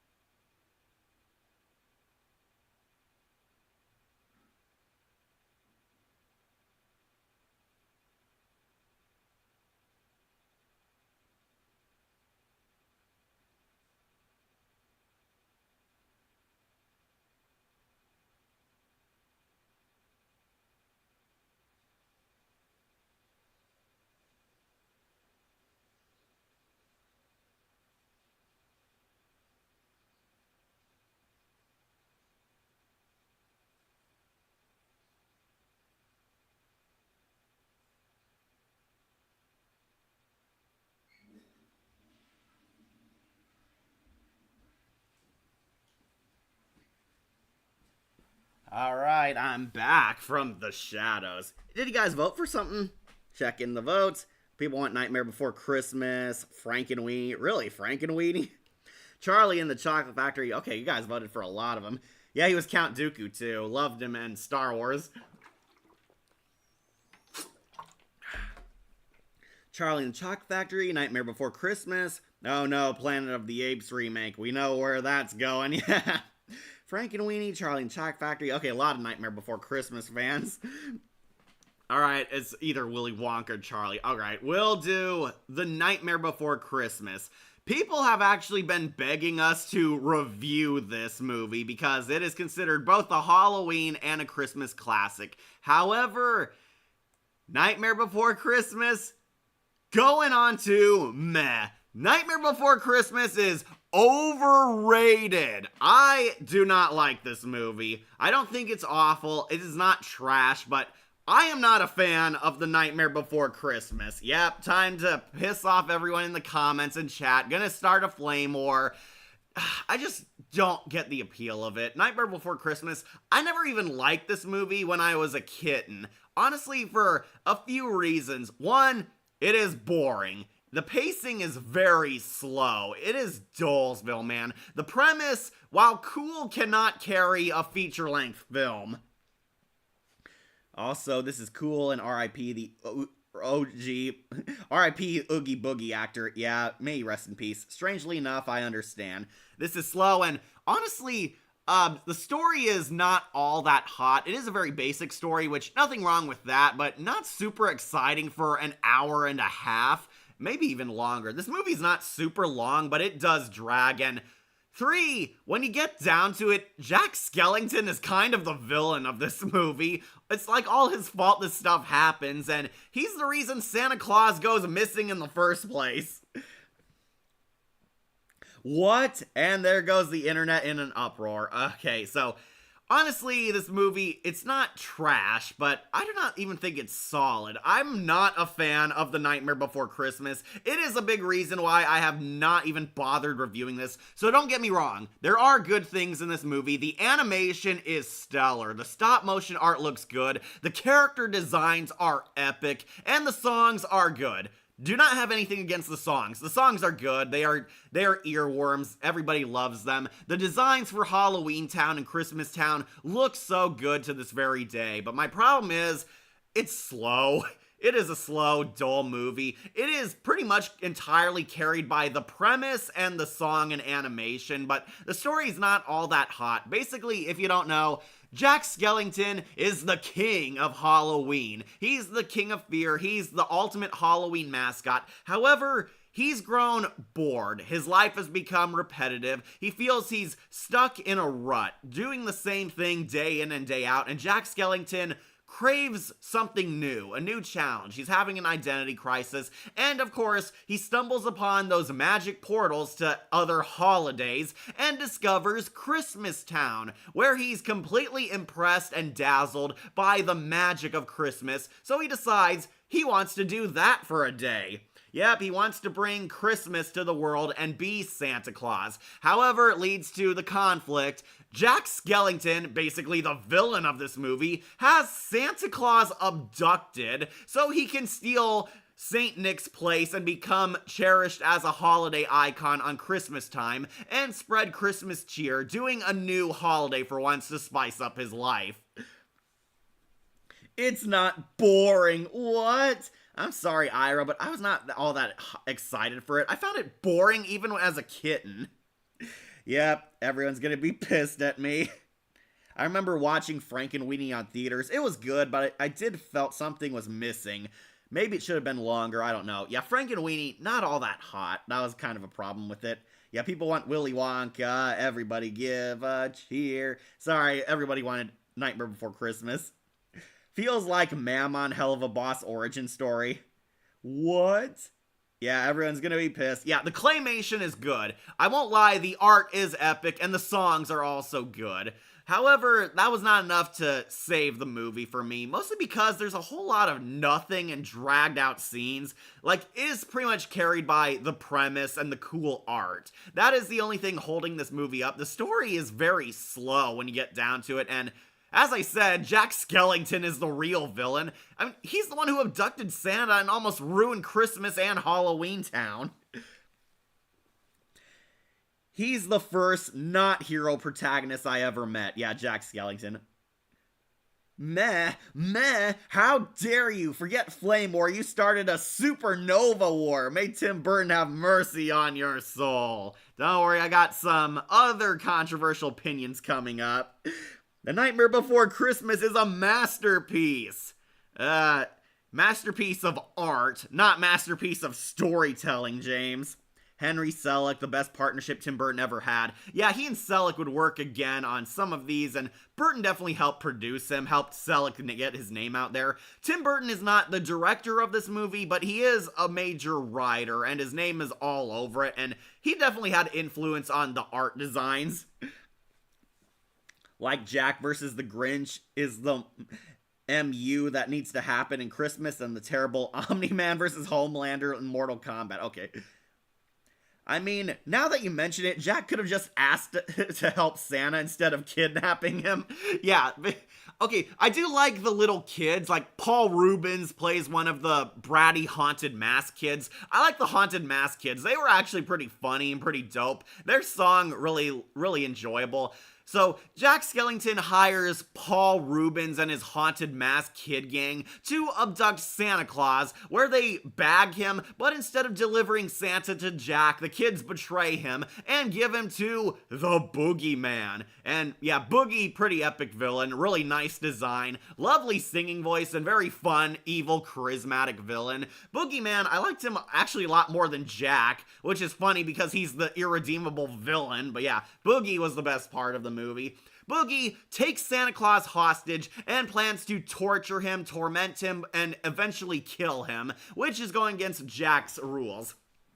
But Jack tries to become Santa Claus, and we meet Sally, the most boring love interest ever. I do not get what people love in Sally. Yeah, her design is cute, but no personality, and she is useless. Sally is overrated. Sally tries to get Jack to not make this mistakes, realizing that this might backfire in his face, and she's actually the real good, helping Jack Skellington solve the conflict. Jack becomes Santa Claus for a day, and epic fails. He delivers lots of Halloween presents on Christmas, and it scares the hell out of the entire world, and they declare war on Santa, which leads to a admittedly funny scene. They shoot Santa Claus down. Military torpedoes his sled. Jack Skellington lies in the snow, gives up hope, then realizes that he actually did like his life after all. He did take his job for granted, and he basically is a story about Jack Skellington getting his groove back. I'm not pissed, I get your points. Oogie Boogie is the villain. Yeah, he is, but there can be two villains, you know? BS. Oogie Boogie sounds like Fat Albert. He sounds more like Audrey 2. I think he was Audrey 2. Plus, it'll never get a reboot. Yeah, because you can't top stop motion animation. The movie is about Jack trying to figure out what Christmas is and trying to take it over. That's what he did. Kidnar, though. Santa Claus. Even though I like Nightmare Before Christmas, I do understand why you don't like it. I mean, then again, I also hated some popular movies people love. Frozen, Citizen Kane, and The Matrix especially. I do dislike Frozen. That snowman's annoying. One of my favorite moments is where the Boogie kids kidnapped the Easter Bunny and Jack made them apologize to him. Did that happen? I don't remember that. Sally is not boring or useless. Bro, she tries to save Santa and she gets captured. She's a damsel in distress. Sally tries to save Santa, epic fails. And basically, Jack Skellington gets his groove back. He realizes he can't take over Christmas. He doesn't fully grasp it, but he does enjoy the holiday. And he realizes the world needs Santa, where Jack basically fixes his fuck up and goes to fight the Boogeyman. And yeah, pretty epic climax. Boogeyman's weird gambling villain lair. They have this badass fight, and Boogie gets a really gruesome and nasty death. We find out he's like a bunch of bugs and wall crawlers, basically. A bunch of insects are making up his body. Boogie dies a really gruesome death, and Santa Claus actually finishes him. And Jack apologizes to Santa, and if I were Santa, I'd put him on the naughty list because he abducted me in the first place. But yeah, Santa and Jack make amends, and Jack saves Christmas and accepts his role as the Halloween king, and finally hooks up with Sally. Yeah, this movie's pretty meh. I don't see what people love about it. Never even liked it as a kitten, so no, it is not because I got older. I did not like this movie as much. The designs are cool. The songs are good. The Boogeyman is easily the best part of this movie. Never really saw Jack Skellington as one of my favorite Tim Burton icons, and yeah, I do not get the appeal of it. It is just so slow, so boring, and when you get down to it, Jack Skellington's the real bad guy in this. Yeah, Oogie Boogie did have a pretty gruesome death. At least she tries. Yeah, she tried and failed. April O'Neil is riding circles around Sally, Ira. She's clever, she loves Jack, but she also is the voice of reason. Yeah, you agree. You agree with him, James. Kidnap the Sandy Claus, lock him up real tight, throw away the key, and turn off all the lights. Yeah, Oogie Boogie, easily my favorite character. Unfortunately, he dies, and there's something very darkly hilarious about Santa Claus killing the Boogeyman. Yeah, he fatalities like the head insect. Really nasty death. But yeah, I can see people liking this movie. I just don't get the appeal of it. It's slow, it's dull, it's not really all that hot. I think people really overhyped it. Yeah, the animation is good. The designs are great. Musicals, definitely worthy. Did not care about Jack and Sally's romance whatsoever. I agree with Sarcastic Chorus's video on it.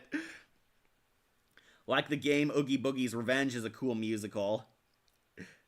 Oogie Boogie's death is the grossest scene in all of cinema. Ira, have you ever watched a Jigsaw movie? Like, why call him Sandy Claus, like more human than monster? I guess that's Yara's nickname for him. Yeah, this overrated. It is not one of Tim Burton's best movies. I do not get what people see in it. And yeah, it's pretty much why I have never reviewed it, because I know a lot of people cherish it as a Christmas and Halloween classic, and consider it like one of the top 5 Tim Burton movies, but I just don't. I don't get it. It's a meh for me. It is a mid movie.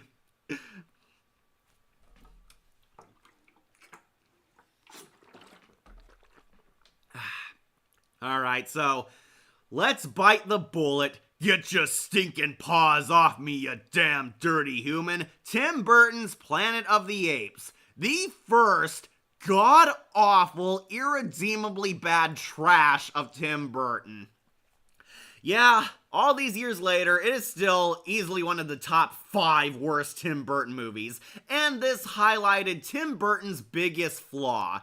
Burton is not good at remakes. He is not good at remakes and live-action adaptations, and Planet of the Apes, easily one of his worst. It is so bad it's good, but still bad nonetheless. The movie is a pop culture phenomenon. Yeah, well, so are the Avengers and MCU, but you don't see me praising all of them. Bit late to the party, hey Glitchy. Winona Ryder wants Beetlejuice and Lydia to end up together. Ew. Well, I guess they're age appropriate now, but still, ew. Amen, Ira. Okay, so the original Planet of the Apes is an S-tier movie. Rod Serling's Planet of the Apes is a masterpiece. It is one of the greatest sci-fi epics ever, and made Planet of the Apes an iconic name for cinema. Tim Burton tried to recapture that for a new generation, and yeah, he did not do a good job. Once again, exactly like Mars Attacks, the special effects are awful. I will say the ape makeup actually looks good. The apes do look good in this, but this movie is very weird, messy, all over the place, and has one of the dumbest twist endings of cinema. Yeah, trash, truth. Well, we still have to do the sequel, so James is kind of both late and early. Marky Mark sucked in that movie. Yeah, Marky Mark plays the astronaut, replacing... I'm trying to remember his name. Now I'm blanking out on him. Oh, Charlton Heston. Now I remember, yeah. Replacing the great Charlton Heston badass astronaut hero is Marky Mark, and yeah, he's bad. What? No.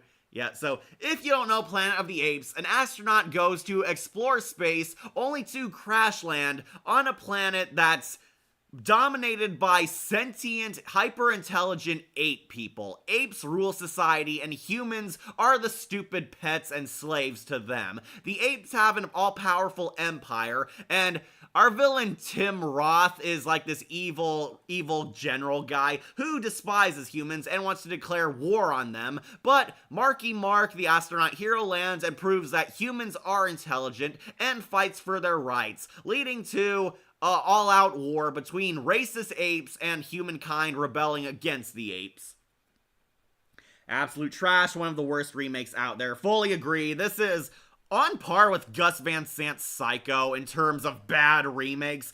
Tim Burton did like the original Planet of the Apes, and you could tell he did a great job on the makeup. The apes look good in this movie. The makeup is very convincing. The apes are practical effects, unlike the CGI ape movies we get now. The story, total trash, and there is a lot of bizarre scenes in this. There's like an ape sex scene, which very creepy and weird. There's Helena Bonham Carter is in this as sort of the love interest for Marky Mark, and yeah, Helena Bonham Carter plays a rich monkey woman who has a crush on a human, and yeah, it is very unsettling and very weird. Ordinarily, I'm fine with furry romances, but the fact that she's mostly ape and wants to have sex with the family pet is just no. Yeah, lame Planet of the Apes. Wait a second, that was our planet. Yeah, the twist is, this is Earth all along. Here, they actually get to the twist a lot earlier, so I'll give them credit for that.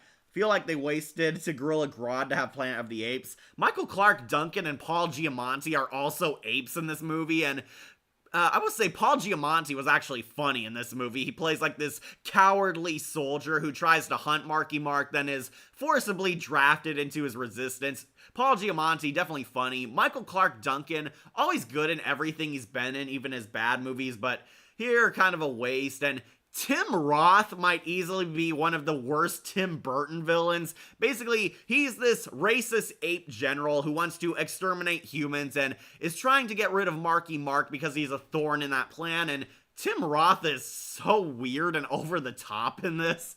The ape makeup looks good, but he's like this hyperactive, angry general and really overdoes the cartoony bad guy. Would I lie to you, friend? I'm back. No wonder they didn't make a sequel. Dumbest ending. Like, what the fuck? Yeah. Age appropriate. He's half her age. Well, she is legal now in the sequel, not in the original movie. It would be great until a decade later where we got a proper reboot. Yeah, watch Dawn of the Planet of the Apes instead. That is so much better than this piece of crap. So they have an all-out war, and it is kind of lame and underwhelming. There's a lot of dialogue scenes. They are trying to compete with Rod Serling's Planet of the Apes, which, yeah, it had talking scenes too, but those were actually interesting, and there was actually great world building for that Planet of the Apes. Here, a lot of weird, awkward scenes, a lot of humor. Marky Mark is the most boring protagonist we've ever had from Tim Burton. No wonder they didn't make a sequel. Cat, talk in detail why the ending is so weak. Alright.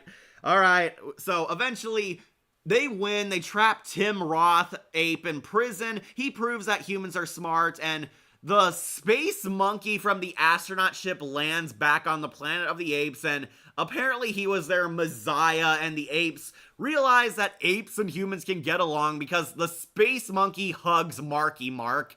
Yeah, seriously, that is our big emotional payoff. The space monkey hugs Marky Mark and they realize apes can get along with humans. So they make peace and get over that whole race war thing. Marky Mark takes the spaceship back so he can get back to his world, only to crash land on what looks like our Earth, except he finds the Lincoln Memorial with an ape face. Not just any ape face, it's Tim Roth, the evil ape general, somehow time traveled before him and took over the Earth, and 8 police officers and reporters show up and surround Marky Mark. Yeah, basically, it was kind of the saga continues plus the it was Earth all along twist, and it is confusing, stupid, and laughably bad. Thank God the latest Planet of the Apes movies were a lot better than this disaster, fully agree. I hate every chimp I see, from chimpan A to chimpanzee. You will never make a monkey out of me. Oh my God, I was wrong. It was Earth all along. You finally really made a monkey out of me. I love you, Dr. Zaius. Speaking of Michael Clark Duncan, you seen The Green Mile? Yeah, I have. Pretty good, but very long. Personally, I prefer The Shawshank Redemption as my Stephen King prison movie, but not bad. That Simpsons scene just rings every time on my mind.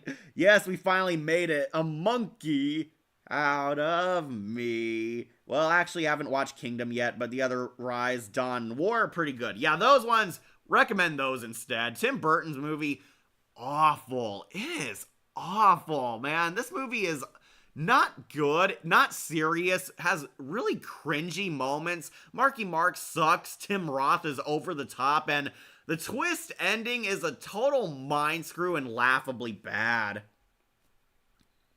I love you, Dr. Zaius. Kingdom doesn't quite hold up to the Caesar trilogy, but it's a good potential start to a new story in the universe. Okay. Also, they start the reboot with Rise, Dawn, and then War, but I think the titles of Rise and Dawn should have been swapped. Yeah, kind of. Ask me what it means. Ask me what it means. Woo-hoo-hoo. Yeah, the twist ending, did not understand. To this very day, it is rated one of the worst endings ever because it makes no sense and it is laughably stupid. I mean, a monkey face on the Lincoln Memorial. Did Tim Burton really think that had the same power as the Statue of Liberty destroyed and blown up? They should have been the villain be Gorilla Grodd. Yeah, it would have been better. Next film in the trash is Malice in Plunderland. Not there yet, James. Planet of the Apes 2001 is the first movie I ever saw Michael Clark Duncan in. Oh, that sucks. He's a good actor, but that is not a good film for him. Did you like that review? If you're talking nostalgia critic, yeah. Abraham Lincoln, Abraham Lincoln. DC times Planet of the Apes needs to happen, yeah. Okay, this movie is monkey feces. Do not recommend. It is Tim Burton's first worst movie, and unfortunately, will not be the last. Anyways, before we get to Charlie and the Chocolate Factory, we gotta talk Big Fish. Alright, so some people might not remember this movie. Others do recall it as one of Tim Burton's best emotional stories. However, this is another movie I'm not a huge fan of. So, Big Fish, going into our first solid. Yeah, I think that's fair. Big Fish, I know a lot of people argue it's S tier, but solid. It is solid. It is an okay movie to me. I just think it has its great moments, but also kind of weird moments too. You've never seen... No! I don't remember. Might give it a chance again. Okay, I agree. We briefly talked about this movie in sophomore English class. Yeah, I have seen it. Big Fish feels like an unknown movie. Like, I don't know. Okay, so Big Fish is another more so serious slice of life fantasy, sort of in the same vein as Edward Scissorhands. This is also a very sad, depressing movie. It's about reconciliation and making amends. Basically, this is inspired by the death of Tim Burton's father. Tim Burton's dad died, and this movie is sort of a tribute to him because it's about a father and son with a strained relationship reconciling and making amends, getting together as dad is on his deathbed. Obi-Wan Kenobi, Ewan McGregor stars in this. Yeah, Ewan McGregor plays the father in flashbacks. I haven't seen it. Huh?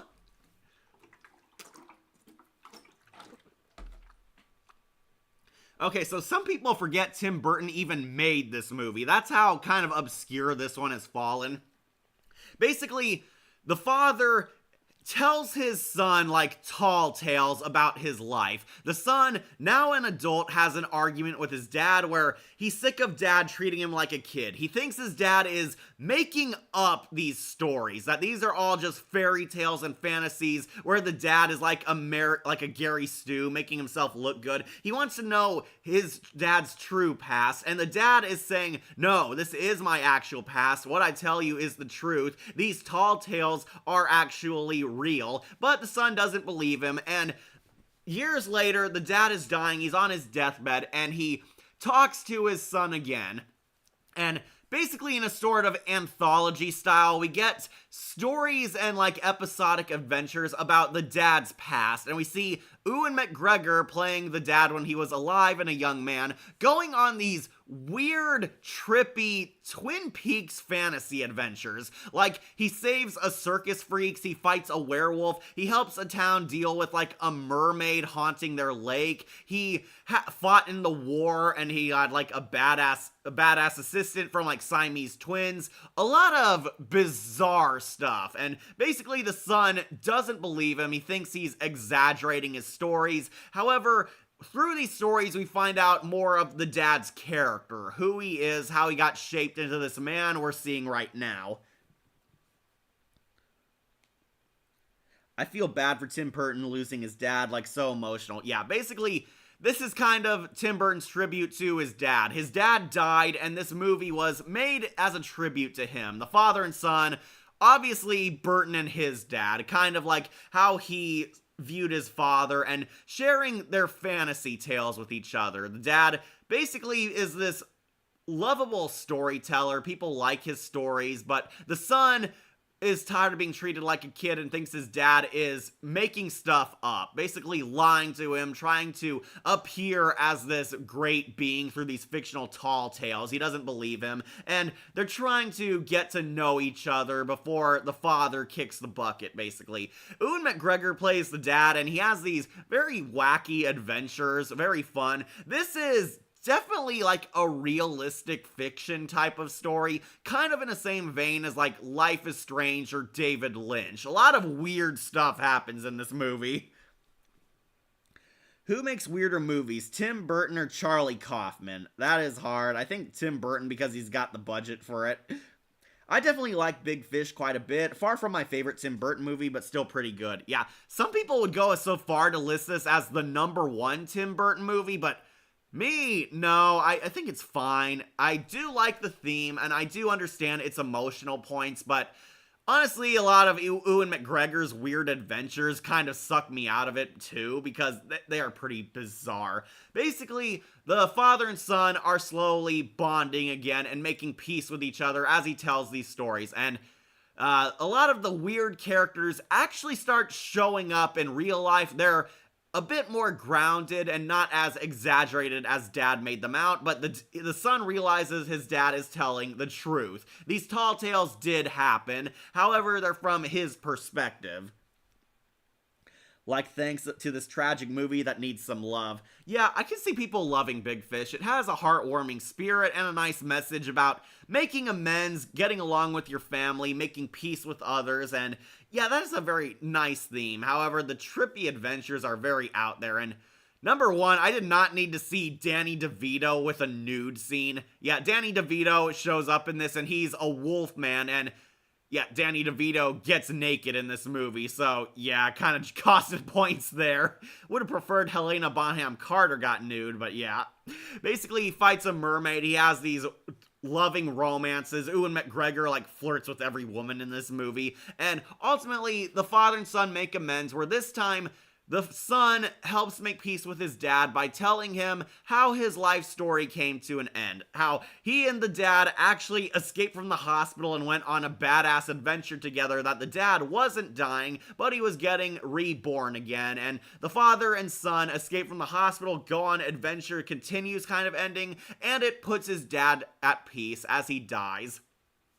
So they take the dad's body and give him a burial at sea. And then, this is where the movie got weird. All the characters from the dad's tall tales show up at the end of the movie, proving the dad was telling the truth. All these tall tales were real, and the dad turns into a big fish and swims out in the ocean, doing the adventure continues that his son told him, because the son now believes, and it's supposed to be like a symbolic that the dad's spirit is now out there at peace, swimming, finding his new life, and yeah, it was kind of bizarre, not gonna lie. The dad became the big fish.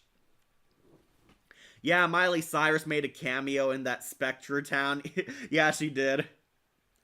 Like, thanks to this tragic movie. Okay, so, Big Fish, it is solid. I can see why people like it, but not one of my favorite Tim Burton movies. Don't get me wrong, there's not much to hate about it, but honestly, it didn't fully suck me in, and the tall tales felt more wacky and goofy for the theme they're trying to go for. Not bad, but it is solid. Definitely a fishing trip worth reeling in. Alright, gotta use the restroom again, but feel free to vote on what you want to see next. Do we want Charlie and the Chocolate Factory, or do you want something else skipped ahead? I'll be right back. Cast your vote if you want something else.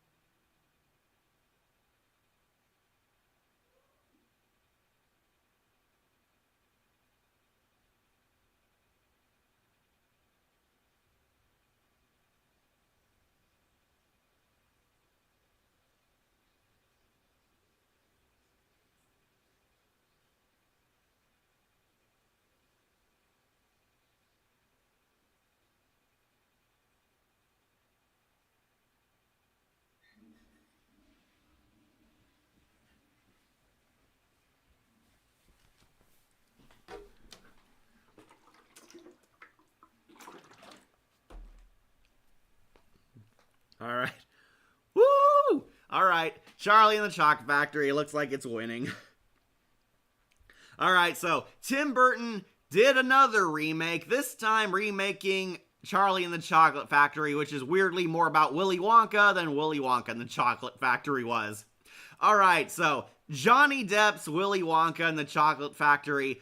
This might surprise all of you, but going on to All-Timer. Yep, I love it. I love Tim Burton's Charlie and the Chocolate Factory. It is underrated. It is so funny, so emotional, so heartwarming. Not as good as Gene Wilder's version, yes, but I do think it captures a lot of the heart and soul of the classic Willy Wonka story. This one I watched in theaters and I loved it. Yeah, I did see. This was my first Tim Burton movie in theaters. My mom and dad are huge Tim Burton fans, and they took me to see this one. My first movie from Tim Burton in the theaters, and yeah, it kicked ass. It was great. It was fun. Johnny Depp's absolutely hilarious. Charlie, played by Norman Bates himself, Freddie Highmore, very charming. The kids were a lot more fleshed out in this movie, and Christopher Lee surprisingly made a good father. Christopher Lee weirdly looks like Hugo Strange in this movie, not gonna lie, but yeah, love the dynamic between Father Wonka and his son at the end. That whole reconciliation touched my heart a lot more than Big Fish did, not gonna lie. And yeah, the effects in this movie are spectacular. Tim Burton actually upgraded the CGI finally, and to this day, the candy room looks great. The Oompa Loompa is all funny and looks so real. Charlie and the Chocolate Factory, yep. Great film. This looks cool since I did have a childhood crush on Violet Beauregard. Oh man, she's blue now, bro. This one I saw in theaters. Yes, yes, yes. Still do, in fact. All time. Why is that a surprise? Well, there are people who actually hate this movie. Yeah, I know, Johnny Depp is no Gene Wilder, I'll admit that, but honestly, I don't think he's the most god-awful thing to happen to Willy Wonka like everyone proclaims. There are some people who hate this movie. Why? Johnny Depp is Willy Wonka. That is the big reason. People either love or hate Johnny D as Wonka. Personally, I liked him. Yeah, I know, he's not Gene Wilder, but who is? I thought he did a pretty decent job. Sorry, Gene Wilder, yeah. Better than the Willy Wonka movie. Oh, that's fighting words there, Akira. Sorry, Gene Wilder. Sorry, Timothy Chalamet. Chalamet was alright, but no Depp. Yeah, Depp did it better. What? Yeah, Ira, I know you're gonna be pissed that Nightmare Before Christmas made it onto Meh, but Charlie and the Chocolate Factory is an all-timer. I don't think it was that good. It's what my past self would say. However, after many rewatches throughout my adulthood, I can admit that it's actually a lot better than what I remembered. Yeah, thanks, Shadowlink.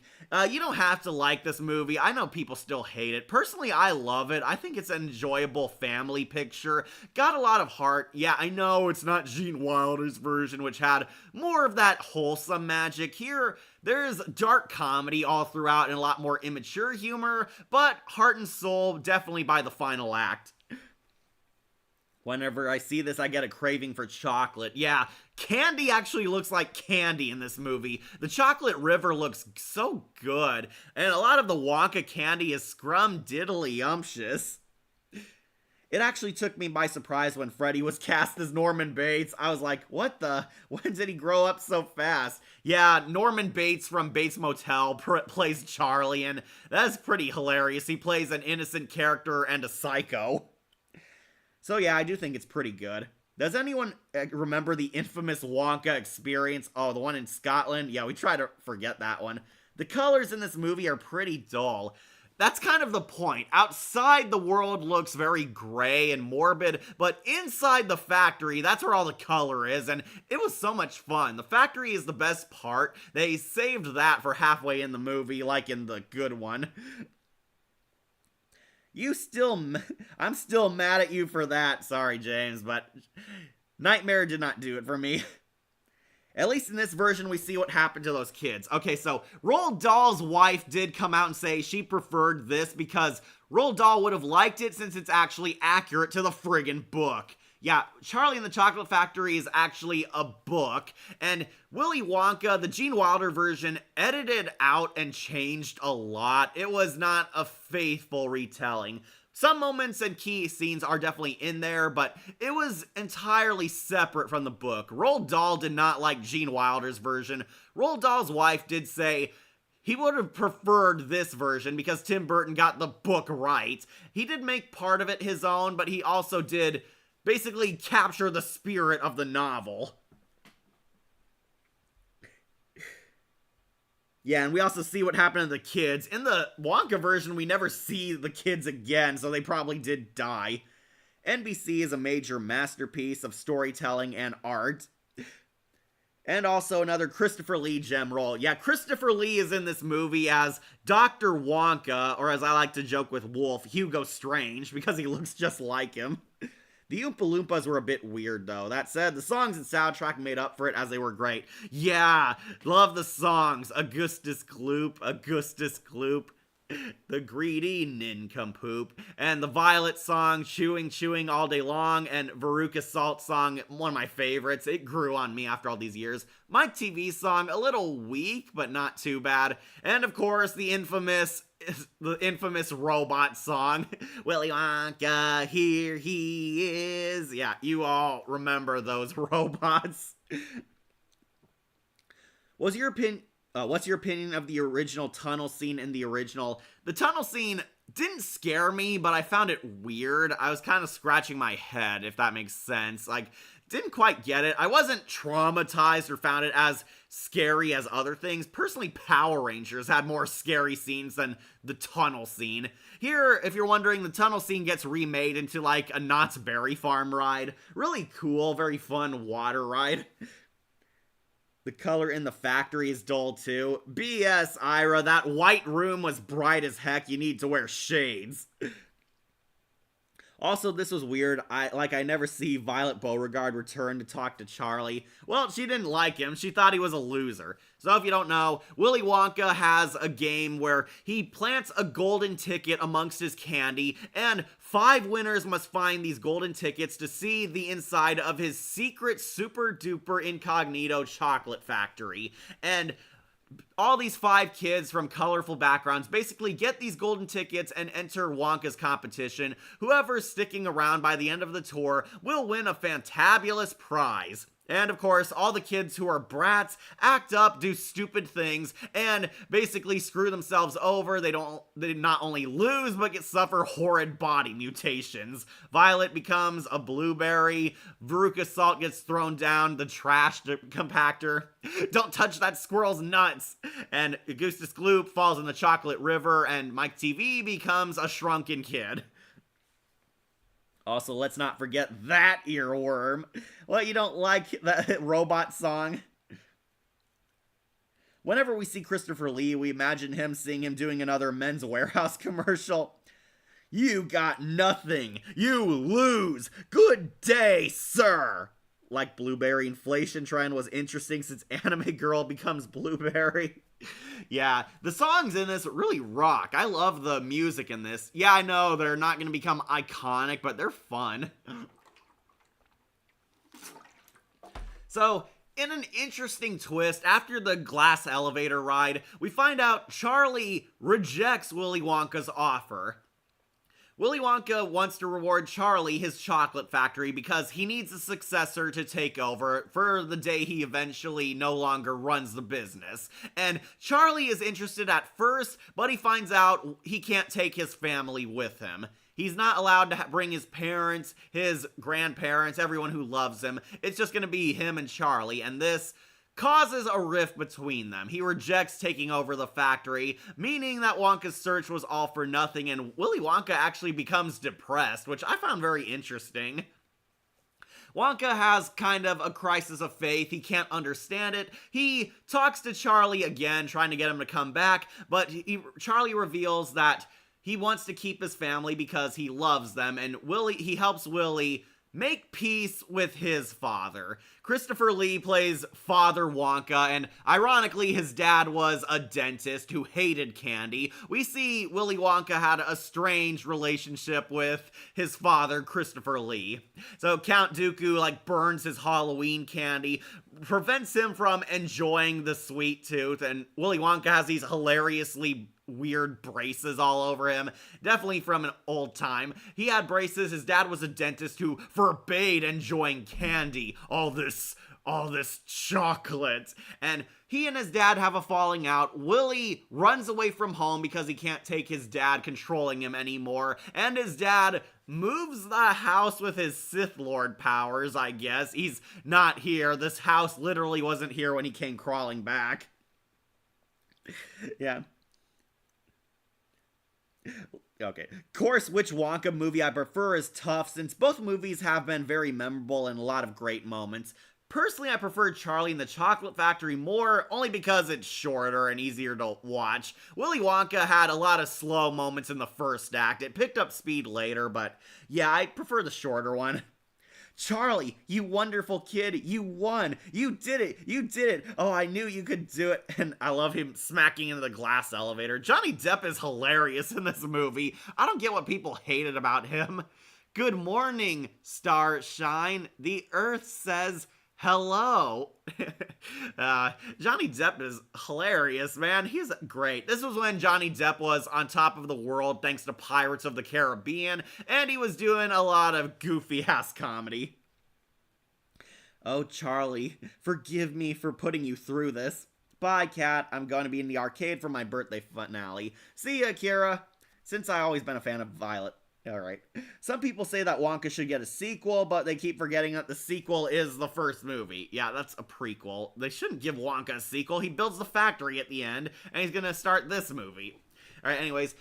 I love the heartwarming reconciliation between Wonka and his dad. Eventually, Charlie convinces Wonka to meet Christopher Lee again, where they meet at a fake dentist appointment, and Christopher Lee realizes that these gums are his sons. He realizes that his son Willie has came back, and there's this very heartwarming scene where you find out Christopher Lee kept newspaper clips and was keeping track of his son's progress as a famous candy maker, a famous businessman, and keeping up with what his son was doing even though they both left each other. And it leads to the best heartwarming moment where Christopher Lee and Willy Wonka hug it out and make amends. And yeah, absolutely love that scene. They nailed it, knocked it out of the park. And Willy Wonka finally accepts Charlie. Charlie accepts his deal, and this time he can bring his family, where the Puckets and Wonkas live together in the factory, happily ever after. Oh, and one of the Oompa Loompas could speak English, was the narrator. Yeah, really like this movie. I love it. I thought it was pretty good. It is one of my favorite Tim Burton movies now. I watch this all the time with my family, and yeah, it has a special place in my heart. It is definitely a perfect piece of chocolate. Alright, read that one. Now, let's see what the damages are. Why, I haven't seen teeth this bad since Willie. Yeah, very good moment there. That scene was beautiful, man. It's why I defend this movie. The scene where the father and son make amends, so heartwarming. Tim Burton clearly brought his big fish back for this movie because, yeah, that was a heartwarming scene. So yeah, I defend Charlie and the Chocolate Factory. It is an all-time classic. Love it a bit more than Beetlejuice because the songs were really kick-ass in this movie. So yeah, Johnny Depp's Willy Wonka, it is a good movie in my book.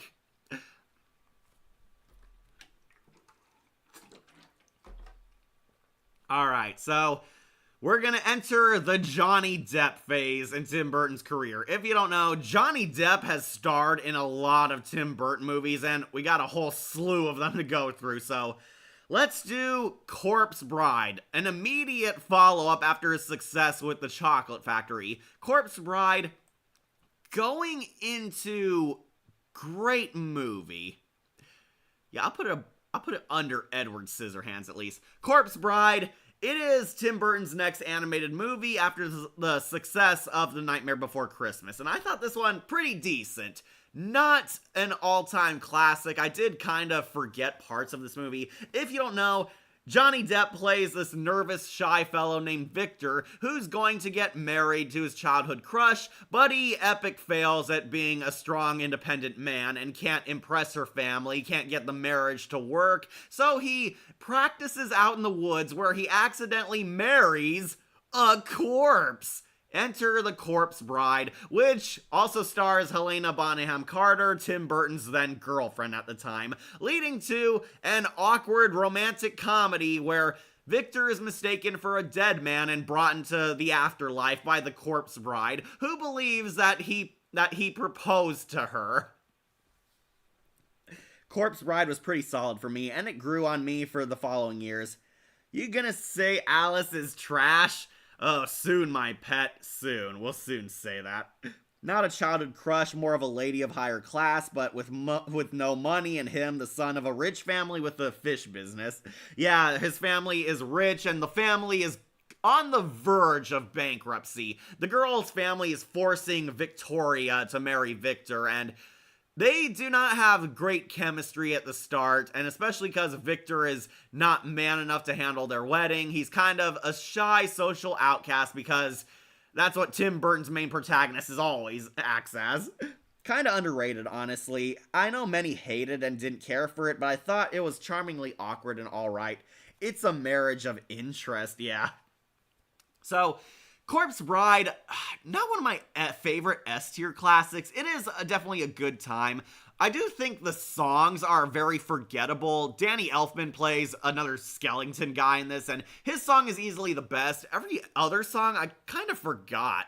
It's kind of a safe family movie, sans for the Corpse Bride herself. Helena Bonham Carter is very lovable. She's this dorky, socially awkward girl just like Victor, has more chemistry with him. Victor spends half the movie in the underworld. We meet all these colorful, wacky, dead caricatures, a lot of cool designs, not as memorable or distinct as the Nightmare movie, but some of the corpses and dead people, very funny. There's Deep Roy, the Oompa Loompa, comes back as Napoleon, very funny. A guy who splits himself into half, like a chef with a million tools stabbed in his back. A guy with, like, his severed head on a beetle or something.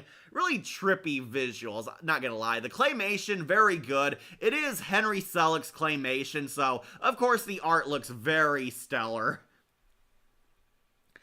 Die, we all pass away. Yeah.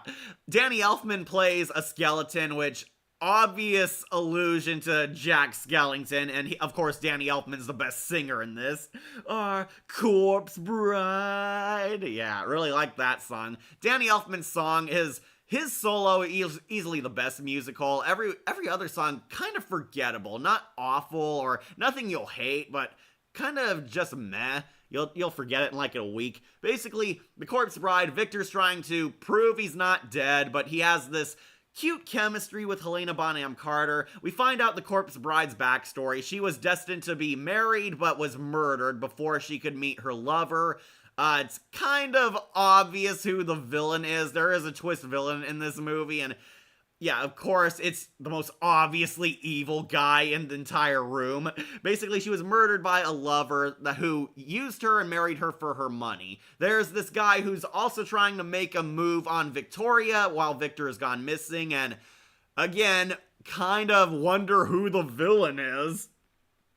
Never seen this movie. Remains of the Day is the best number. Fully agree, Yara, fully agree.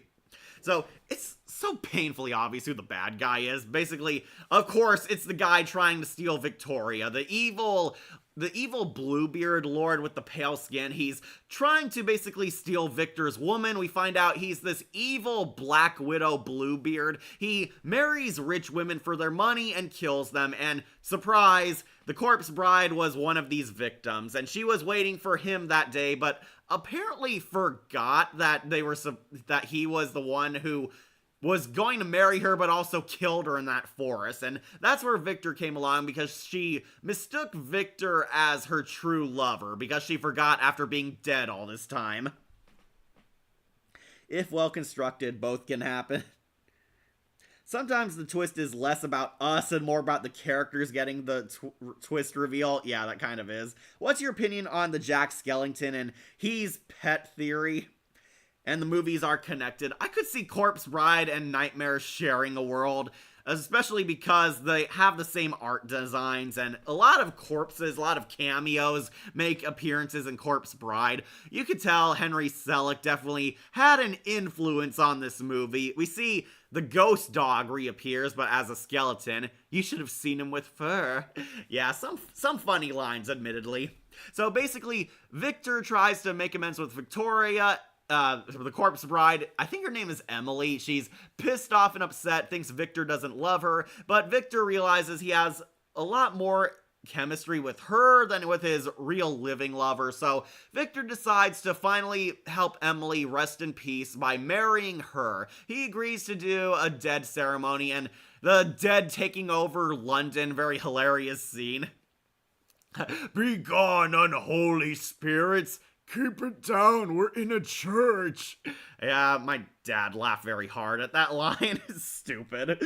But yeah, the dead take over the world and try to have this wedding ceremony in the realm of the living. Victor almost marries Emily, but Victoria shows up, and Victoria, I guess, fell in love with Victor. It is kind of weak. That's why it kind of loses points. I don't think Victor and Victoria have very good chemistry. He had more going on with the Corpse Bride, ironically. But yeah, the Corpse Bride decides she can't go through with it. She can't let Victor kill himself, but the villain shows up and tries to basically murder Victor when he's exposed. The villain shows up and reveals that he was Emily's past lover who killed her, and he's trying to force Victoria to be his new victim. He tries to kill Victor, getting in the way. We have a goofy-ass sword fight, and very funny. The villain eventually defeats himself, because as he's doing his villain monologuing, he takes a sip of the poison that was supposed to kill Victor, and he ends up dead, where we get the scariest scene in the movie where all the zombies basically devour him and drag him to hell. My favorite moment is when, after the little boy realizes that the undead guy is her grandfather, everyone else has reunited with their loved ones. Yeah, that was a pretty cute scene. Yeah, all the people except the zombies, and apparently nobody's shocked that the afterlife and zombies are real in this. They accept everyone with open arms because they were once people like you and me and all that jazz. So the villain dies, and Emily finally rests in peace, happy that somebody cared for her and helped her finish her unfinished business, where she ascends as a bunch of butterflies. At the beginning of the movie, Victor loved drawing butterflies and insects, and it's revealed that Emily was kind of that same. That's her spirit animal, which again made it seem like Victor and Emily had better chemistry. But yeah, Victor ends up with Victoria, and the Corpse Bride rests in peace. And all the dead go back to enjoying the afterlife, and the villain dies his comeuppance. Yeah. Corpse Bride, pretty great. I won't lie, it is a pretty decent movie. It is fun. It's not one of Tim Burton's all-time 10 out of 10 movies, but it's a decent, fun family flick and a very cutesy, dark romance kind of deal. Helena Bonham Carter is absolutely the best in this movie. She's adorable, she's sweet, and she's got this gothic sense of humor as Emily. And Johnny Depp, he does a good job. Victor, not my favorite protagonist, but he's alright, and you understand him. Corpse Bride, definitely something worth digging up. Okay, Emily broke her curse, and just as she was set free, she sets Vic free. This is beautiful. Yeah, everybody loved that ending. So yeah, Corpse Bride, I think it's a great movie, but not one of my all-time favorites.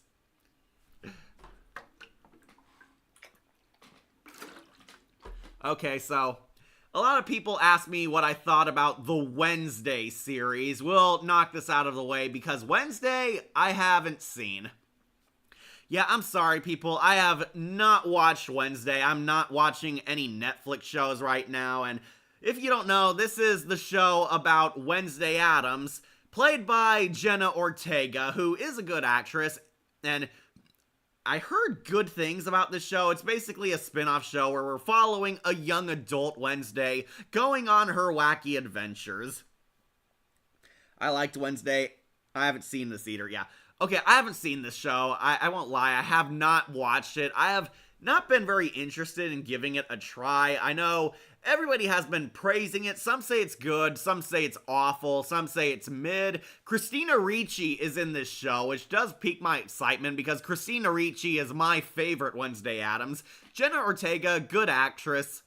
She definitely looks like the role, and she does have a lot of influence on the show. I can see Ortega doing good things, but yeah, I just haven't seen it. I just have not watched it. Catherine Zeta-Jones as Morticia also gets me excited, gets my blood pumping, but just haven't watched it. It is, I heard a mixed show. It's either you love it or hate it, which, yeah, definitely feels like right up Tim Burton's alley. Wednesday, I have not seen. I'm sorry. I've only seen a couple of episodes. I haven't seen Wednesday either. All right. Gotta use the restroom again, but I guess we can go free for all now because we're nearing the end of Burton's run. Vote for what you want to see next. Sweeney Todd, Alice in Wonderland, even Frankenweenie. I'll be right back.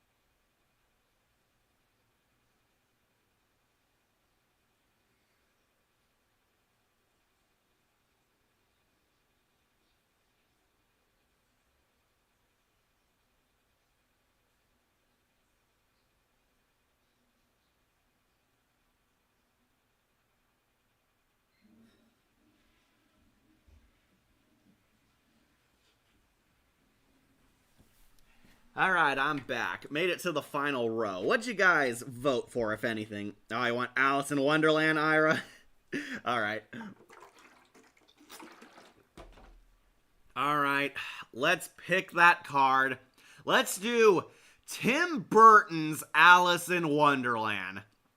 I hate this movie. Going right into the trash. Off with its head. It sucks. This movie sucks. This is one of the pioneers of the live-action Disney remakes, and yeah, not good, not a fan. I hated this movie when I first saw it, utterly disappointed. American McGee's Alice in Wonderland is superior in every way. Yeah, let's get this over with. So, Alice in Wonderland is sort of a twist sequel where Alice returns to Underland. Underland, yeah. Basically, Tim Burton kind of took away all the magic from Wonderland and gave it a specific story. So, Alice in Wonderland, basically a girl named Alice Little, she doesn't belong in this world. She's a strong, independent, free thinker, free spirit kind of woman. Played by the worst actress ever. Alice is not very good in this, I'm sorry. It made me miss the psychopathic Alice from the American McGee games. I was kind of forced to watch this movie for a school report and still prefer the classic animation. Yeah, the Disney classic is still just that, a classic. Prepare for all the anger you'll get from insulting Wednesday. I haven't seen it, I'm sorry, okay? I just haven't seen it. It's not a bottom tier, read the tier, haven't seen, just haven't watched these movies. Alice in Wonderland, it is trash. It is god-awful. It's a bad live-action Disney remake. Do you need any more than that? Okay, so Alice doesn't fit in with society, and when she's trying to be basically pressured into a marriage, she runs away, chases the white rabbit, and as you can guess, ends up in Wonderland. But it's not really Wonderland, and it's not really up in the air or vague if it's fictional. No, Underland is a real place, and it's called Underland. Yeah, nostalgia critic rant, insert that here. Basically, Underland has fallen into war. The the Queen of Hearts, aka the Red Queen, as she's called, played by Helena Bonham Carter, who's ultra annoying in this movie. I swear, all Helena Carter does is scream. Basically, the evil queen is taking over the land, and there's a resistance against her. And they need Alice because she's the chosen one, destined to slay the Jabberwocky, because American McGee's Alice did this too. You want to Alice Psycho Gore Alice? Prepare for all. Okay. So, basically, we meet all the colorful characters. The sad thing is, the cast in this movie is very good. Johnny Depp plays the Mad Hatter, and he's kind of an eccentric weirdo. Peter Pettigrew plays the talking dog. There's the March Hare. I actually think Michael Gough's Alfred was a voice in this movie. Christopher Lee as the Jabberwocky. Really epic, but then Alice slices out his tongue and he never talks again. What a waste of Count Dooku, right? Christopher Lee as the Jabberwocky. That would have been so awesome. Helena Bonham Carter, I like her as an actress, but the Queen of Hearts / Red Queen, so annoying. All she does is ham it up and scream half her lines. Off with his head! I hate you! Bring me Alice! She's irritating. This is not Helena Carter's best role. I do not get why all my friends like this movie, because it is not very magical. It's kind of a fantasy war movie in a similar vein to Narnia, but with the Alice cast. So, basically, they try to capture a lot of the magic in the books, but not very well done, and there is an actual plot. Basically, Alice is trying to dodge the Red Queen's forces, gets into wacky misadventures, meets all the characters. Stephen Fry is the Cheshire Cat, honestly pretty good. His design is really scary, though, not gonna lie, the smiling face, and always has this kind of creepy rapist look. So yeah, Cheshire Cat, I thought he was pretty cool, a bit overpowered, but yeah. Basically, Alice has to accept her destiny, that she's going to become the White Queen's great warrior. The girl who plays Alice, she is terrible. She has very wooden acting and kind of underplays the emotions she should be feeling during these high suspense moments. Like, seriously, she's being attacked and by wild animals, being thrown around and fighting a dragon, and she always has this dull surprise look on her face. Not very good. I thought you were going to say Disney Alice. We are talking about Alice in Wonderland. That's Johnny Depp's Mad Hatter, who's weirdly the mascot for this movie. Oh yeah, special mention going to that cringe Mad Hatter dance, the Thunderwagon, where Johnny Depp breaks dance. Is Wonderland getting jiggy with it? Mustard, yes, but mustard, let's be silly. Lemon, that's different. That's right, Anne Hathaway is the White Queen, and she's this weird hipster kind of White Queen who's a nice girl, trying to be friendly, and Anne Hathaway's kind of wasted in this movie, not gonna lie. Her character did nothing. She's just the leader of the good army opposing the Red Queen's card soldiers. And the war scene, pretty cool, but also makes you kind of question. We're watching an Alice in Wonderland movie where there's an epic Narnia war in it. Kind of did not understand that.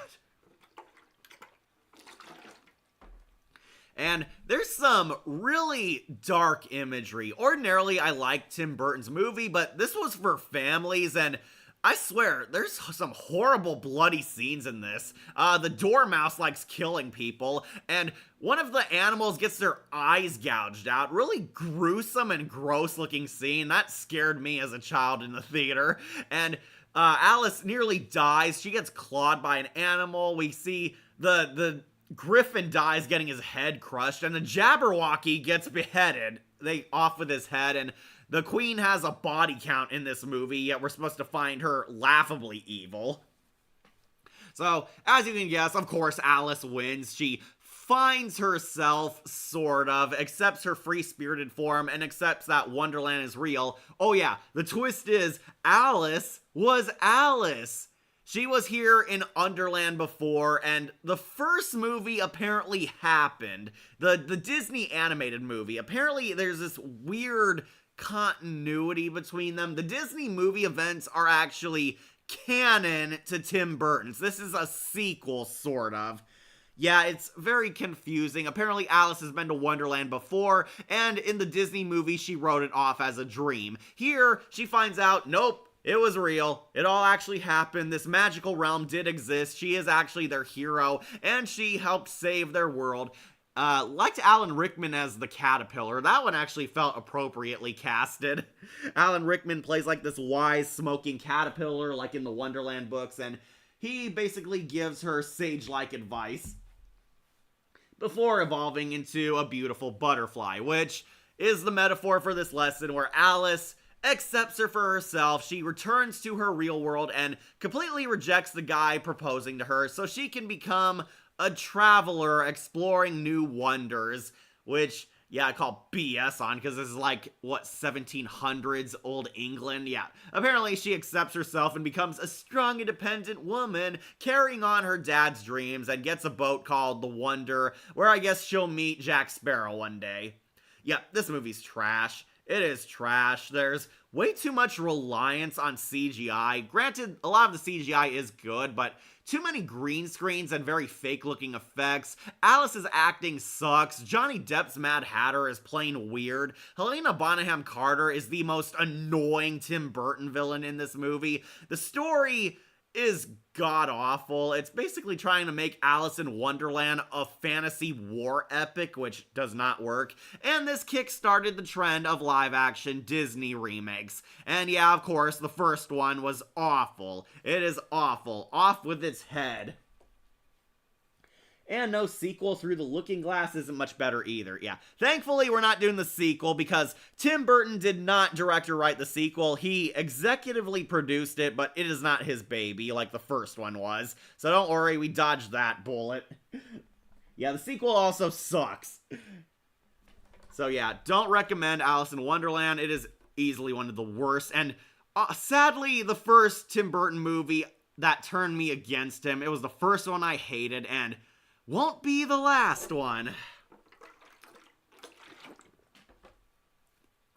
Alright, so let's talk about a good Tim Burton movie, Sweeney Todd, going on to all-timer. Yep, Sweeney Todd, the musical, the demon barber of Fleet Street. This is a epic Tim Burton tragedy and horror movie.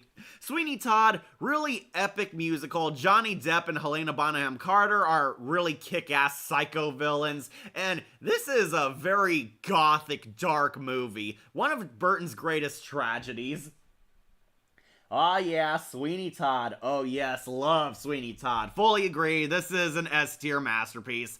Absolutely love it. It is a very good tragedy, but also at its core, a horror musical. There's a lot of music and songs. If you don't know, Sweeney Todd was an infamous serial killer who killed people and hid the corpses by making them into Mrs. Lovett's meat pies so he could feed them to people and hide, the evidence of his crimes, basically trick people into eating people meat, which made Sweeney Todd a monster. However, in Tim Burton's movie, we go into Sweeney Todd's dark and tragic past. Sweeney Todd had his life ruined by the evil Severus Snape, Alan Rickman. Alan Rickman plays this corrupt politician/judge who was jealous that Sweeney Todd had a hot wife who he wanted, so he had Sweeney Todd sent on an expedition cruise where he sexually assaulted his wife, invited her to one of his creepy eyes wide shut orgies, and raped her, where she quote-unquote died. Yeah, we find out there's more to this. Sweeney Todd was forced against his will to go on this expedition, where he returns, now a bitter, depressed older man, finding that his life is in ruins and trying to readjust to a world that he's not familiar with. He and this friendly sailor guy basically get back to normal life, try and get their happy ending, try and find new women to love, try and move on, but Sweeney Todd is so thoroughly broken. He moves in with Mrs. Lovett, played by Helena Bonham Carter, who is very sexy psycho yandere. She has a crush on Johnny Depp and takes him in under her heart, where she tries to help him get back on his feet, but little do we know, this is the start of his villain origin. My all-time favorite scene is when Sweeney challenged the barber. Ah, that's right. Borat is in this movie. And while the barber took his time, Sweeney outdid him. Yeah, Sweeney Todd still has it. Sweeney Todd finds out he has a talent as a barber. He's pro at shaving people, giving haircuts, that type of stuff. Very funny when you remember he was Edward Scissorhands, not gonna lie. I do like he gets into a shave-off with Borat. Yeah, Borat's in this movie, and he challenges Sweeney Todd when he calls his product piss and tries to outdo him, but Sweeney Todd kicks ass. Basically, Borat realizes that Sweeney Todd is the man that the judge declared like an exile. Sweeney Todd was not supposed to come back. Sweeney is not his actual name. He used to be a normal person, had a different name, but he changed his name so the judge wouldn't realize he was back. He's planning revenge against Severus Snape, basically. So Borat comes in his shop, reveals that he knows who he is because he used to work for him, where Sweeney Todd murders Borat. Basically kills him, and then, thanks to Helena Bonham Carter, Mrs. Lovett decides to work together as a serial killer couple. He kills people on his hit list and gives her the corpse to bake into pies, basically feeding people meat to the rest of the world and hiding evidence that he's a criminal. Yeah, Pirelli's Number was very fun, to be honest. All the songs in this, very good. It is a good musical. Tim Burton is definitely back in this movie with hit songs. Johnny Depp really gives it his all. Sweeney Todd is tragic, relatable, but also very creepy, very monstrous. You understand his villain story, but it becomes terrifying the more he loses himself becoming a serial killer. Basically, we see him going on his serial killer murder sprees. We see Sweeney Todd killing people left and right. His ultimate target is luring in Severus Snape. He almost gets Snape in, but he finds out the boy he was friends with has a crush on Severus Snape's foster daughter. The daughter is actually Sweeney and his real wife's child, who was adopted by Judge Turpin. However, the boy reveals that he's working with Sweeney to try and save the daughter and marry her. Severus Snape does not approve of their relationship. He finds out Todd is friends with this guy and it ruins his chance, where Sweeney goes on a complete psychotic breakdown, killing everyone and everything in his path. Sweeney Todd basically embraces his villain role and loses all hope.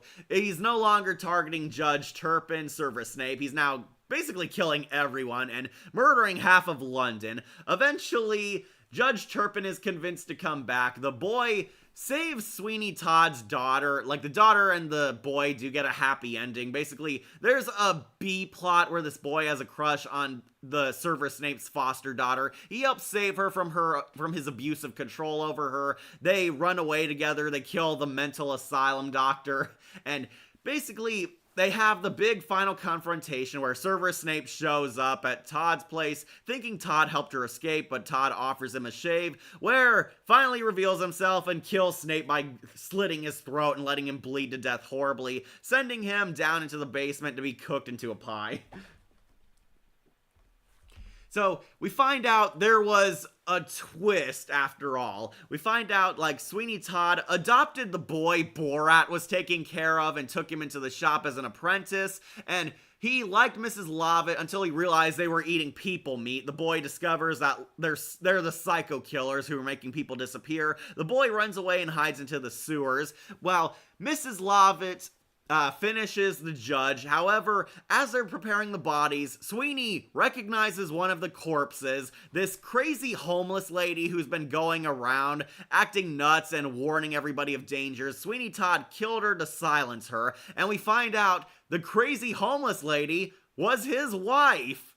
Yeah, Sweeney Todd's real wife. It turns out Mrs. Lovett is a psycho yandere who exaggerated. You see, when she said his wife died at that party, she didn't mean it literally. She meant she lost her mind and went crazy. She died as her past identity. Yeah, the crazy homeless lady was actually Sweeney Todd's wife, who he accidentally killed on his murder spree, which makes Sweeney realize that he's the monster, and he hilariously sings and burns Mrs. Lovett alive. Yeah, he shoves the witch into a furnace where Helena Bonham Carter gets the most satisfying death in the movie. He loses all faith in himself and completely cracks. Yeah, that's it. And Benjamin's wife was never dead and actually had gone crazy. Yep, that was her. Of course, he does get his satisfying kill against the judge, and it's a great, memorable scene. Benjamin Barker! Benjamin Barker! Yeah, that was a kick-ass scene. Severus Snape dies. Sweeney Todd got his revenge, but at the great cost, because he also killed the woman he loved and the person he was avenging in the first place. The little boy who was hiding in the sewers comes up, and he kills Sweeney Todd. Sweeney actually sees the boy coming for him, but completely gives up and lets him kill him, because he has nothing left to live for, and he realizes he's the monster, where Sweeney Todd dies. Everyone except the little boy and Sweeney's daughter pretty much dies in the movie, and it ends on tragedy about the price of revenge and how he lost himself, becoming a bigger monster than arguably Judge Severus Snape. Yeah, Sweeney Todd, all-timer, it is a classic. I actually really like it. I agree, it is an S tier.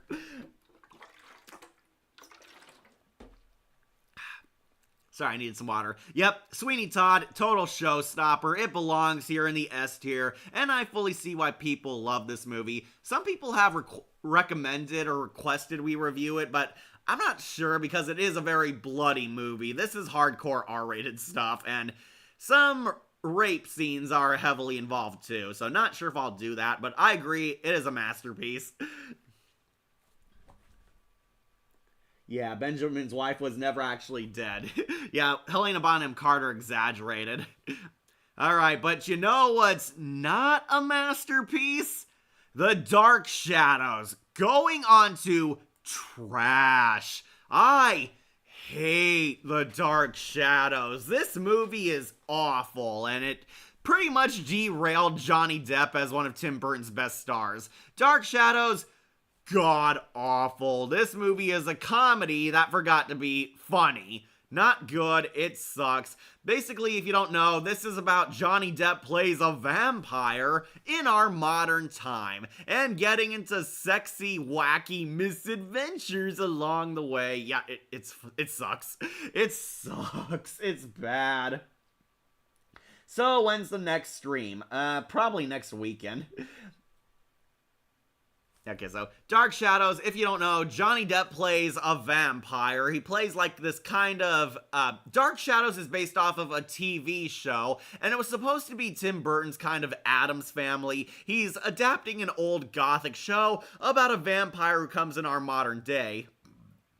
However, it's not funny. It's just not funny, and Johnny Depp is so annoying and cringy in this movie. Basically, he plays a vampire called Lord Barnabas. Barnabas was a vampire who once ruled the land. However, his sexy girlfriend who he cheated on, Eva Green, turns against him and reveals that he's a vampire, where he's sealed away in a tomb, locked away, never to be discovered again, until years later, in our present day, where he tries to rebuild his kingdom, and we find out the witch Eva Green is alive, and she's kind of the villain of the movie.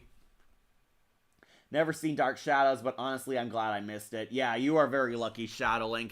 It's a comedy that's not funny. Why?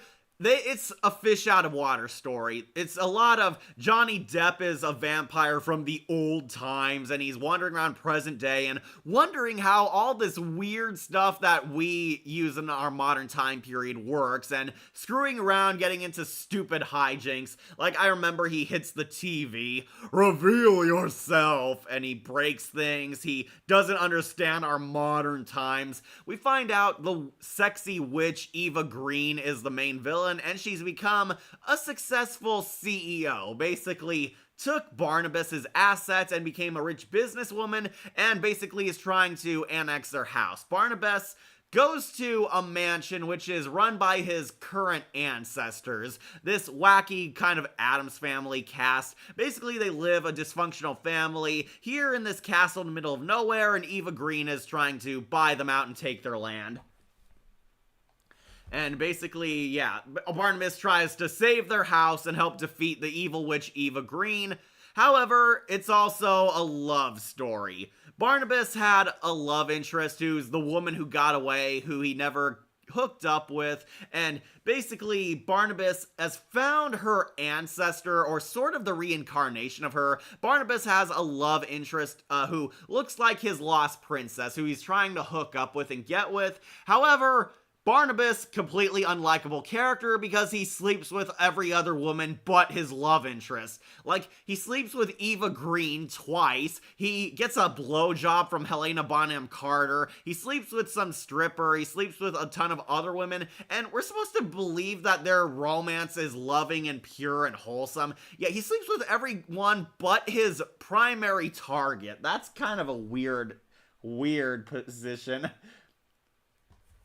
So basically, Eva Green tries to take over their house. It turns out Eva Green is an evil witch, and yeah, CinemaSins said, you know, this entire plot would rely on believing somebody would cheat on Eva Green, and Eva Green is one of the most beautiful women in the world. It's kind of unrealistic that you dump her, especially because she's way hotter than the actual love interest. But yeah, Eva Green plays an evil witch, and when Barnabas rejects her, she has a total woman-scorned breakdown, and she attacks the mansion. Barnabas kills several innocent people too to restore his life power. Like, he murders everyone except for, ironically, the bad guys, which, yeah, total BS. Basically, they have a big epic witch versus vampire fight, and out of nowhere, the love interest is a werewolf.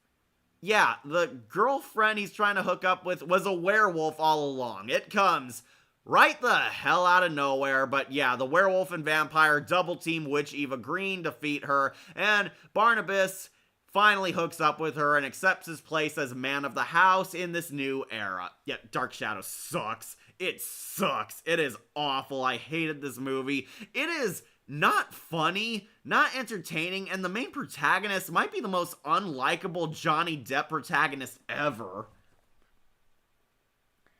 And I thought Twilight was a bad love story. Yeah, this was definitely chasing the Twilight craze too, because Johnny Depp's supposed to be a sexy vampire.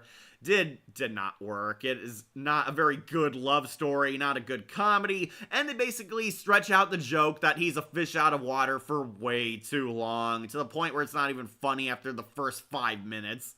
This is total trash, and honestly, where I kind of gave up on Tim Burton, because it did not get better from this point onward.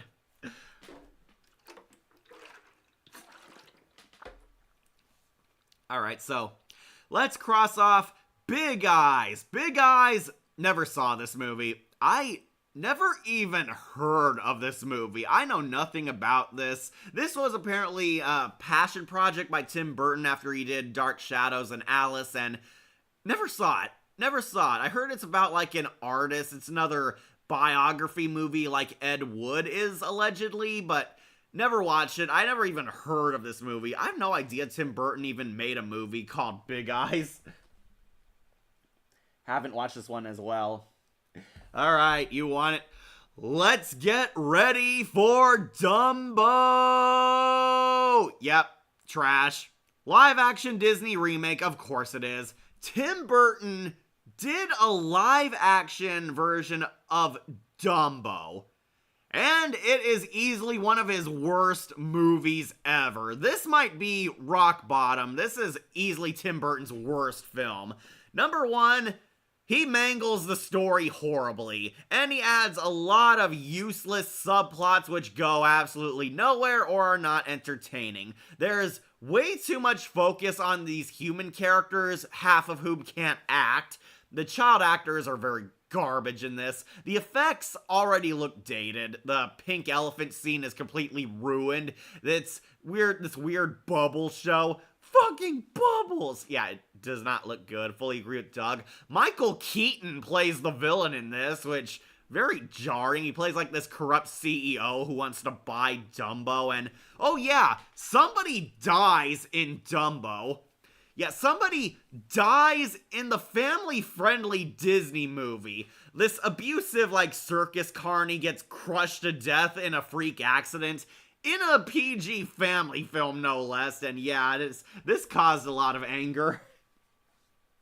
Didn't bother with Dumbo. Don't bother Shadow Link, it sucks. Big Eyes? What is Big Eyes? Yeah, I definitely never heard of that movie either. Never heard of it. It's apparently based on an artist. It's kind of like Ed Wood. It's another biography movie in that sense. Tim Burton wanted to show the life story and adventures of an artist who made portraits with big eyes.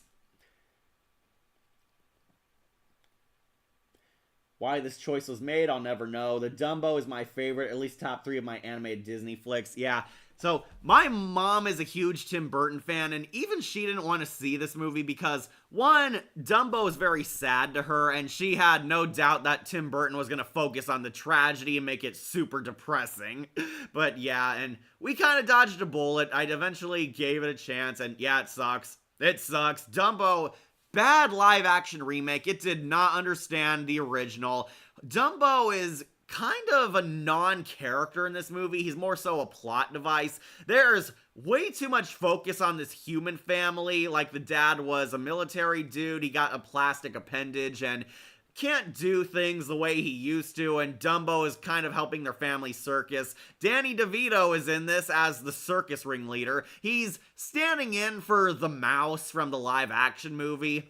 It's like, it made me kind of ask, why didn't they just make the CGI mouse? But no, Danny DeVito is the circus ringleader who loves Dumbo. Dumbo, if you don't know, is well known for his big ears where he can fly. He becomes kind of a circus freak exhibit in the circus, but he's abused and he wants to reunite with his mama. They do follow that basic plot line, but add in a bunch of useless subplots. Michael Keaton is this corrupt CEO who wants to profit off of Dumbo. Not sure how. Michael Keaton's completely wasted in this. He isn't funny, he isn't entertaining, and he's not a good villain. They made the ringmaster more heroic in this movie. Yeah, they did. Danny DeVito is the nice ringmaster. Though he wasn't really a villain in the original. Yeah, Michael Keaton is the bad guy. Keaton should stick with Birdman when it comes to villains like the Vulture. Fully agree. FTR, I've never seen this movie. Oh, okay.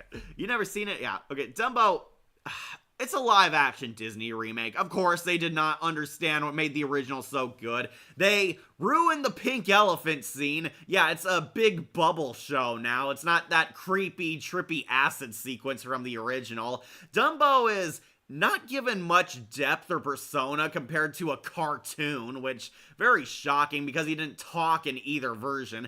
Dumbo, basically, they're trying to reunite him with his mom. It's the same story with a bunch of lazy added subplots which aren't very interesting to try and add drama when Dumbo finding his mom was dramatic enough. Yeah, basically, Dumbo flies, he flies out of the train and reunites with Mama, and yeah, shot for shot kind of remake, Gus Van Sant's Psycho style. I'm so sick of Disney doing that crap. And Tim Burton's added subplots are not very heartwarming because the kids can't act. Basically, their family gets along, they save the circus, they strike out on their own, and Michael Keaton goes bankrupt because he can't profit off of Dumbo. I guess he put all his eggs on one elephant, but yeah, Michael Keaton's poor now. Dumbo, it sucks. It's trash. It is Tim Burton's worst movie ever, and it is painfully obvious he did not care making this movie. So yeah, Dumbo belongs where it belongs, in the trash. Stick with the original. Alright, I know, gotta go get more water now, so cast your vote. Final 4, let's go. What do you guys want to see next? I might save 9 for last, though, I will warn you. Want to end on a high note, but I'll be back getting more water.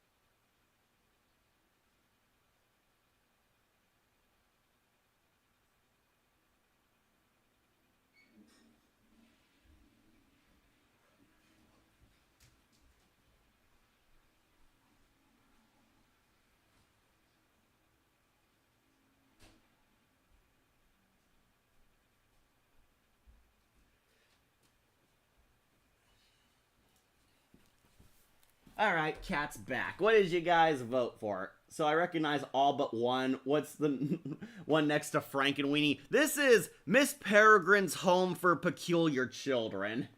I went Frankenmovie. Or Frankenweenie. As I said before, I found it solid. I knew the short movie and was excited for the film. I had a good time watching, but felt something was missing or it felt rushed. Maybe some characters needed more scenes or a better rhythm and dialogue. Okay, so this is Miss Peregrine's Home for Peculiar Children. We'll talk about this one next, but let's get Frankenweenie out of the way. Frankenweenie is actually a remake of one of Tim Burton's short films. This is based off of one of Tim Burton's amateur art house films, and given a higher budget and now animated. The original Frankenweenie is live action. I think you can find it here on YouTube. Not the animated one, the live one he first did. Basically, this one expanded his short film into a full-length feature film, and Frankenweenie, I'll put on solid. Yeah, it's alright. It's a dumb, fun, dark comedy. Basically, this mad scientist kid who looks like a young version of Victor from Corpse Bride. Basically, it's a parody of Frankenstein. He resurrects a dead dog. He brings a dog from the dead, and the dog is kind of like this Frankenstein's monster. There's this funny like Victor Frankenstein kid, there's this Igor kid, and they get into wacky misadventures with the zombie dog. They're trying to convince people that the zombie dog is normal, only to get into some goofy, dark, gothic hijinks. Yeah, it's okay. It's nothing too outrageous, nothing big, dramatic happens. It's a dumb, fun children's comedy, and Tim Burton really wanted to bring Frankenweenie back. This was based on a short he did a while ago, and he wanted to do it with a bigger budget, more expansion to the plot, and have more fun with it. It has its funny moments. It's a solid, goofy family romp, but nothing too special. Ah, well, that movie I never saw. Yeah, don't worry, Shadow Link, we'll get to that one. Frankenweenie is pretty solid, dark, heartwarming, and nothing that too special, but alright. Yeah, basically it's a story about a boy and his dog, but it's a horror parody, basically, and yeah, it checks all the basic checklist boxes for a decent movie. Definitely a dumb, fun family romp. I say it's solid, but it's not one of my all-time favorites. It's an okay movie. I heard about this film. The live-action one caused Tim to get fired from Disney. Yeah, because it's kind of a dark comedy. The dog is pretty much dead, and there's a lot of jokes at how it's a gruesome zombie.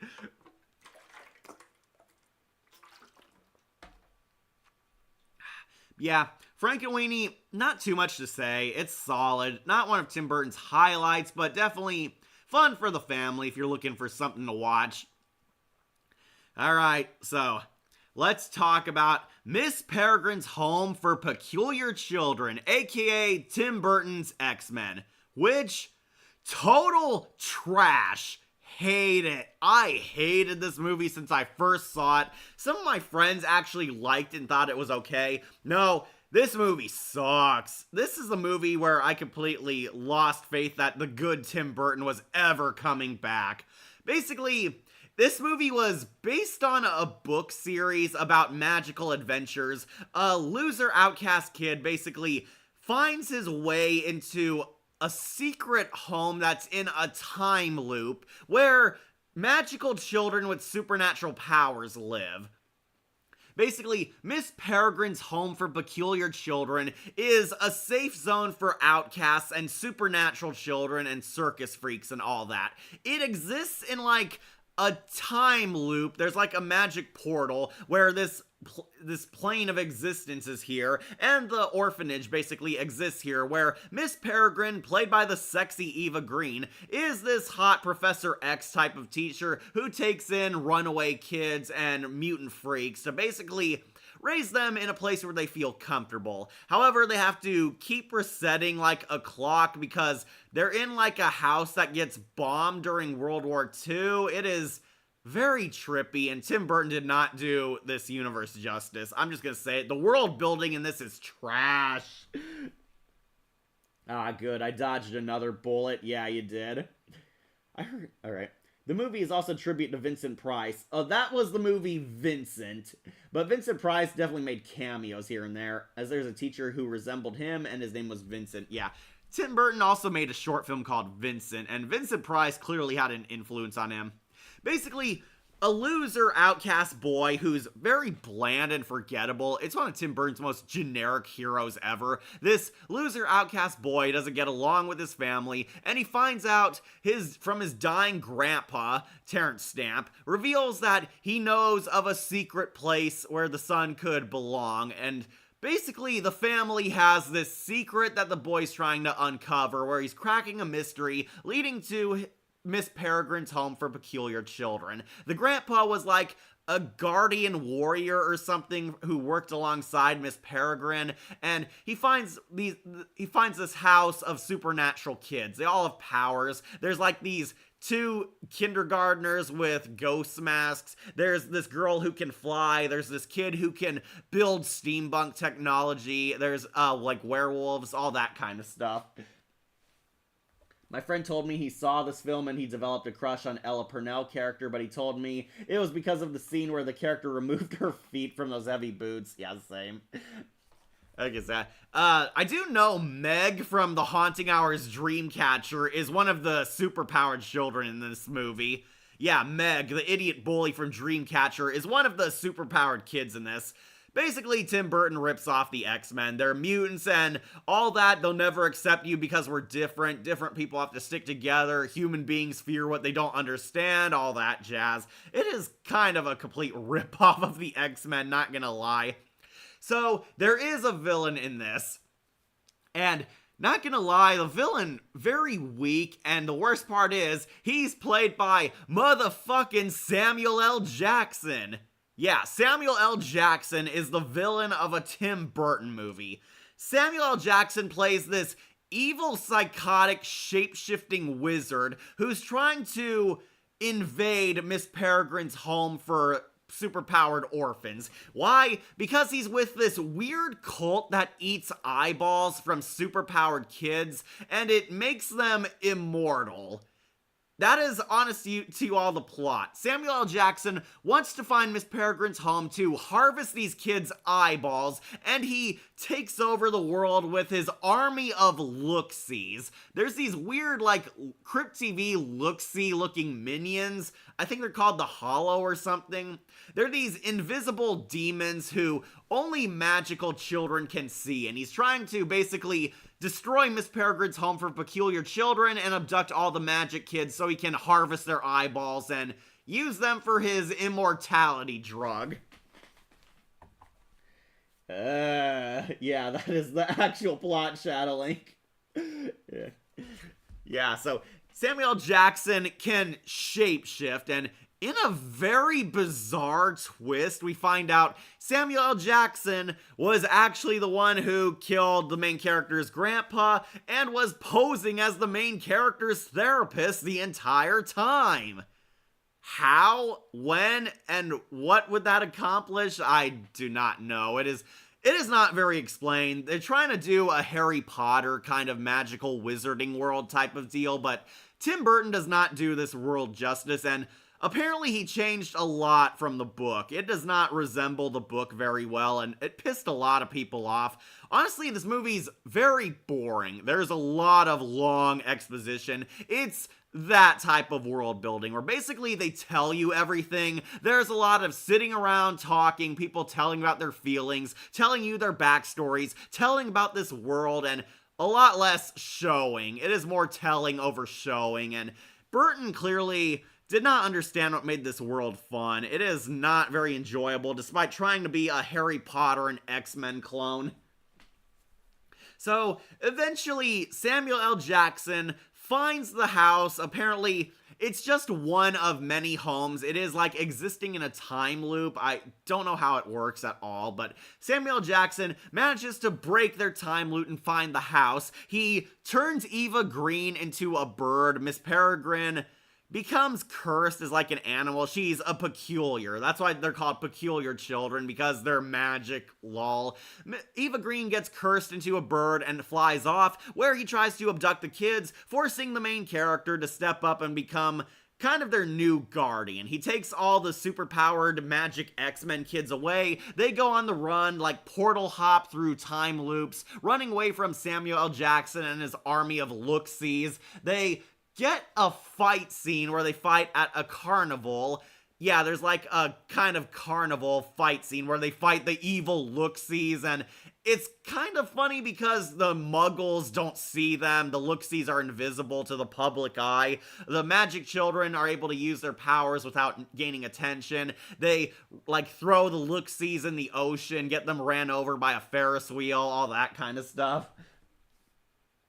I heard the biggest change of the film is that they had the Flame Girl and the Air Girl switch roles.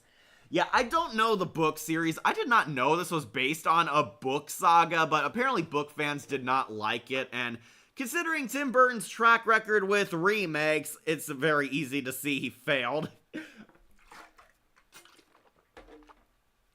So eventually, main character and Samuel L. Jackson have a big epic fight where Samuel L. Jackson, realizing he can't beat him because the son has his granddad's guardian powers or magic or something. So we get, which one is the real one, because Samuel L. Jackson shapeshifts and he pretends to be the boy and trying to trick the girl into trusting him.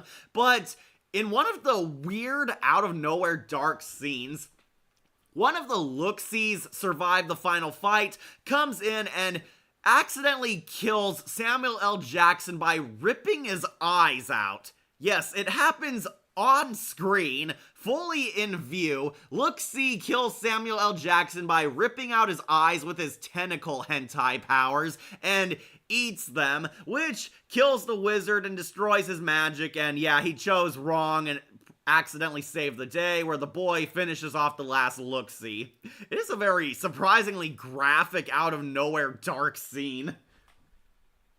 Yeah, Samuel L. Jackson dies in this family picture, getting his eyes gouged out by look-see. Very bizarre. And anyways, the boy saves the stupid X-Men and decides that they're his new family now, and awkwardly abandons his entire life to become the new guardian for the peculiar children, helping them find a new safe zone and taking over as their headmaster, where we see Eva Green's Raven, like, flies off into the night. And yeah, very kind of depressing ending because his parents actually liked him and wanted to help him. There's this whole falling out he has with his dad, but the dad actually liked his son, and yeah, your son just pretty much abandoned his old life to go on the road with these magic X-Men children. It's supposed to be a happy, heartwarming ending of the boy finding himself and becoming friends with other weirdo outcasts like him, but I felt nothing. This is trash. This movie is trash. I do not defend it. I don't get what my friends saw in it. It is not even passable. It is just lame, confusing, and Tim Burton bastardizes a good book series. Alright, final two. And we're gonna end on good notes because people actually like these two.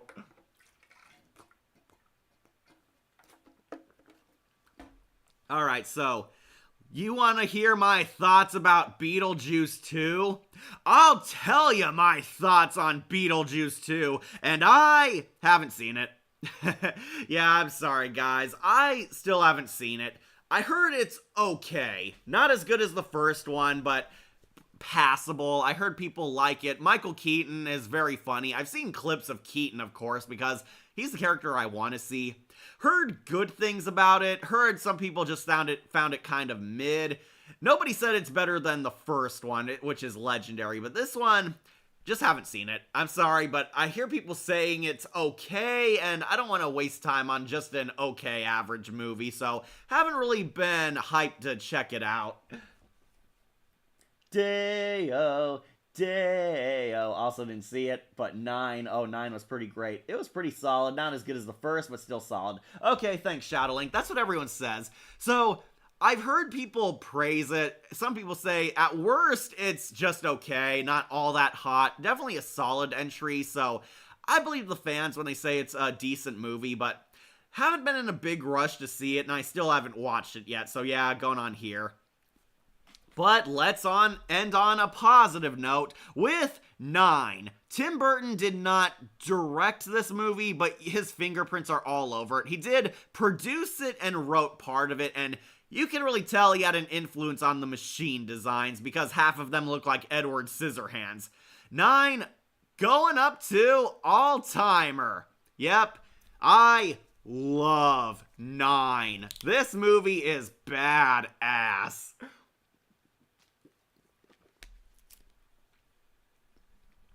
What? Yeah, sorry, Anime Night. I have not seen Beetlejuice 2, but ending on a high note, 9. Love 9. Love it. Underrated. It kicks ass. This is technically not Tim Burton's movie, exactly like Nightmare Before Christmas. He worked on it, but it's not his baby, not his creation, but you could tell the machines were influenced by his designs. I mean, look at the evil machines and tell me they don't remind you of Edward Scissorhands' hands. As always, saving the best for last. Yep.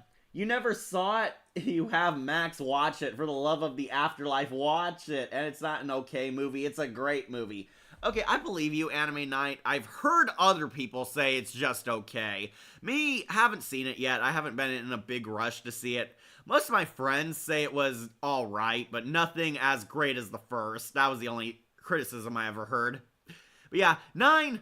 awesome, love it. I wanted to review it, but it's owned by Universal and Laika, and knowing them, they'll definitely copyright block it. But yeah, 9, underrated. It is a great kick-ass masterpiece.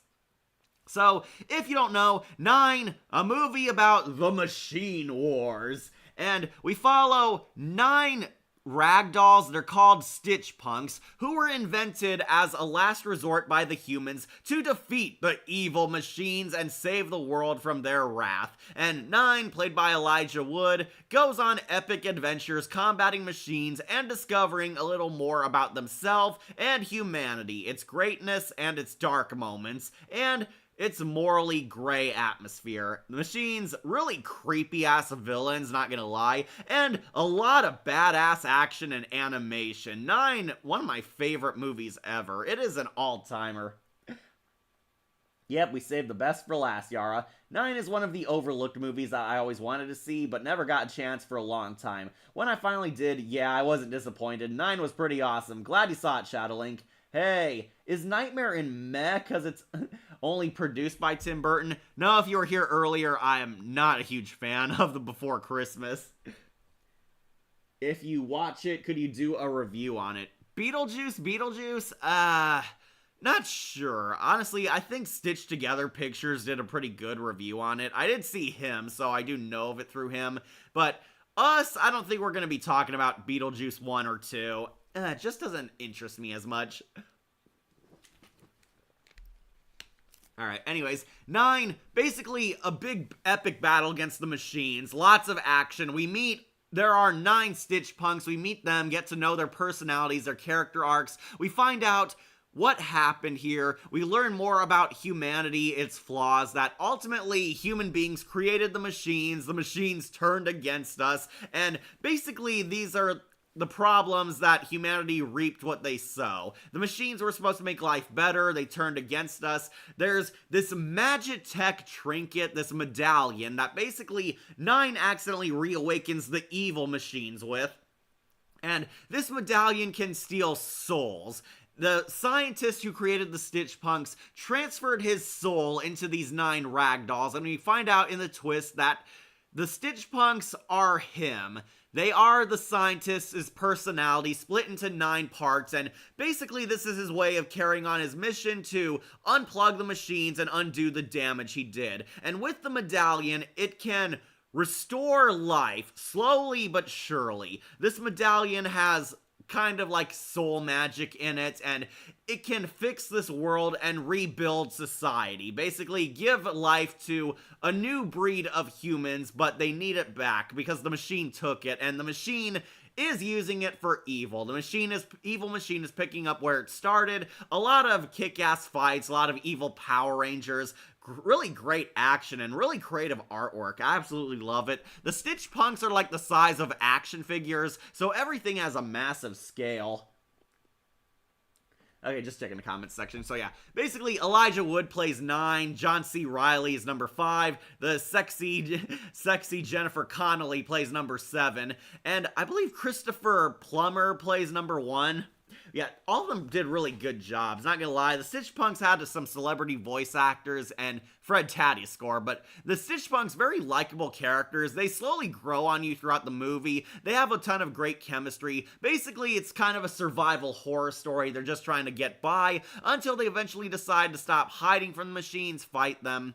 But it is a brutal battle, and yes, there are character deaths in this movie. Won't spoil everyone, but a lot of tragedy occurs in this, and you really get attached to the Stitch Punks and feel sorry for them when they die. One of the characters pulls a heroic sacrifice, saving 9, and 9 defeats the evil machines by ripping out the medallion and using that soul magic. It ends on kind of a bittersweet note, but a very mature and optimistic ending. Basically, half the Stitch Punks are dead. They defeated the evil machines, and they used the trinket to do what the scientists wanted, save their souls. The souls are released from the trinket and go up in the air, where we get hints that life will begin anew. You see, like in the raindrops, there's like little cells in there, implying that humanity is going to regrow thanks to the soul magic, leaving on a bittersweet ending about atonement and facing your mistakes but doing the right thing. And yeah, 9 kicks ass. It may be a 9, but it's a 10 out of 10 in my book. Alright, just catching up on chat. Yeah, 9, easily one of the best movies on this list. Hugely underrated. I love it. The animation is gorgeous. The characters are lovable. Action's really intense. Really creative imagery. The machines are scary as villainous monsters in this. And the voice cast do a pretty good job. Tim Burton did not actually direct this, but you could tell he had a lot of input on it because the machines look like Edward Scissorhands' hands. Yeah, he definitely had an influence on the bad guy designs. Stitch Punks, absolutely love them. They are adorable.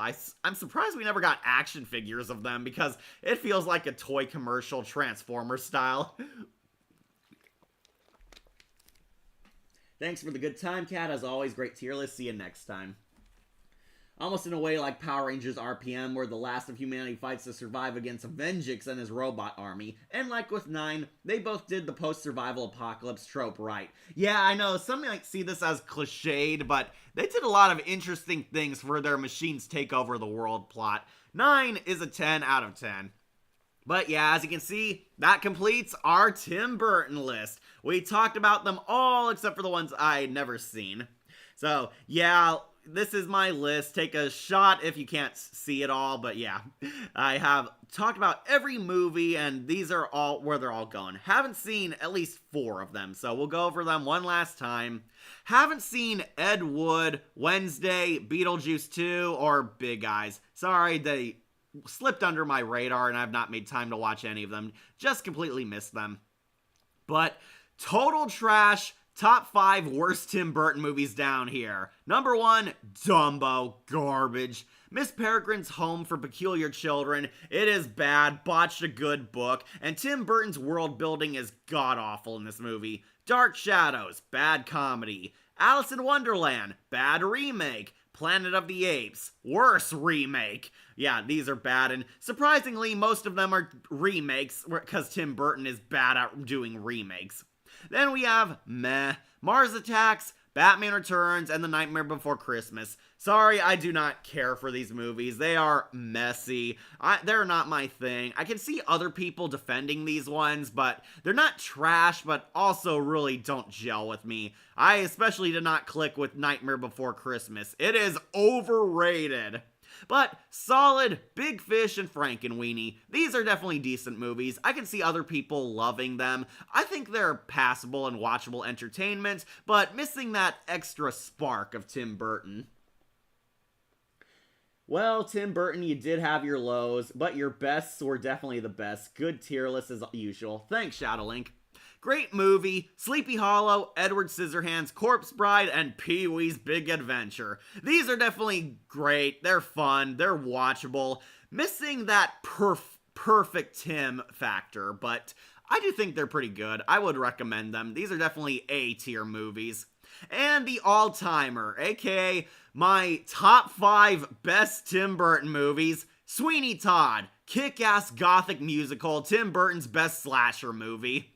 Beetlejuice, horror comedy legend. It made my top 10 best horror comedies ever, and it made Michael Keaton hilarious. Charlie and the Chocolate Factory. Yep, I love it. It is underrated. It is easily one of Tim Burton's best family pictures. It is his rare good remake. 9. Underrated. It is kick-ass. It is fun. Love the animation. Yeah, Tim Burton didn't have full control over this. It was someone else's kid, but Burton definitely backed the right horse on this one. 9 is a perfect 10. And the number 1 Tim Burton movie of all time, Batman 89. Yep, still love it. Still my favorite Tim Burton movie. Still one of my favorite Batman movies. Michael Keaton and Jack Nicholson are definitive Batman and Joker in my book. This is easily the best Tim Burton movie of all time. An all-timer. So that completes our list. Thank you for watching. We'll see what we do. Most likely the next stream will happen like next weekend, but we'll see what happens. But thank you for joining us. I hope you guys like our content and see us next time. Remember to like, comment, share, and subscribe, or just tune in for more videos posted here on Wolf Entertainment. I'm your host, Catastrophe, and remember, never mess with another man's rhubarb.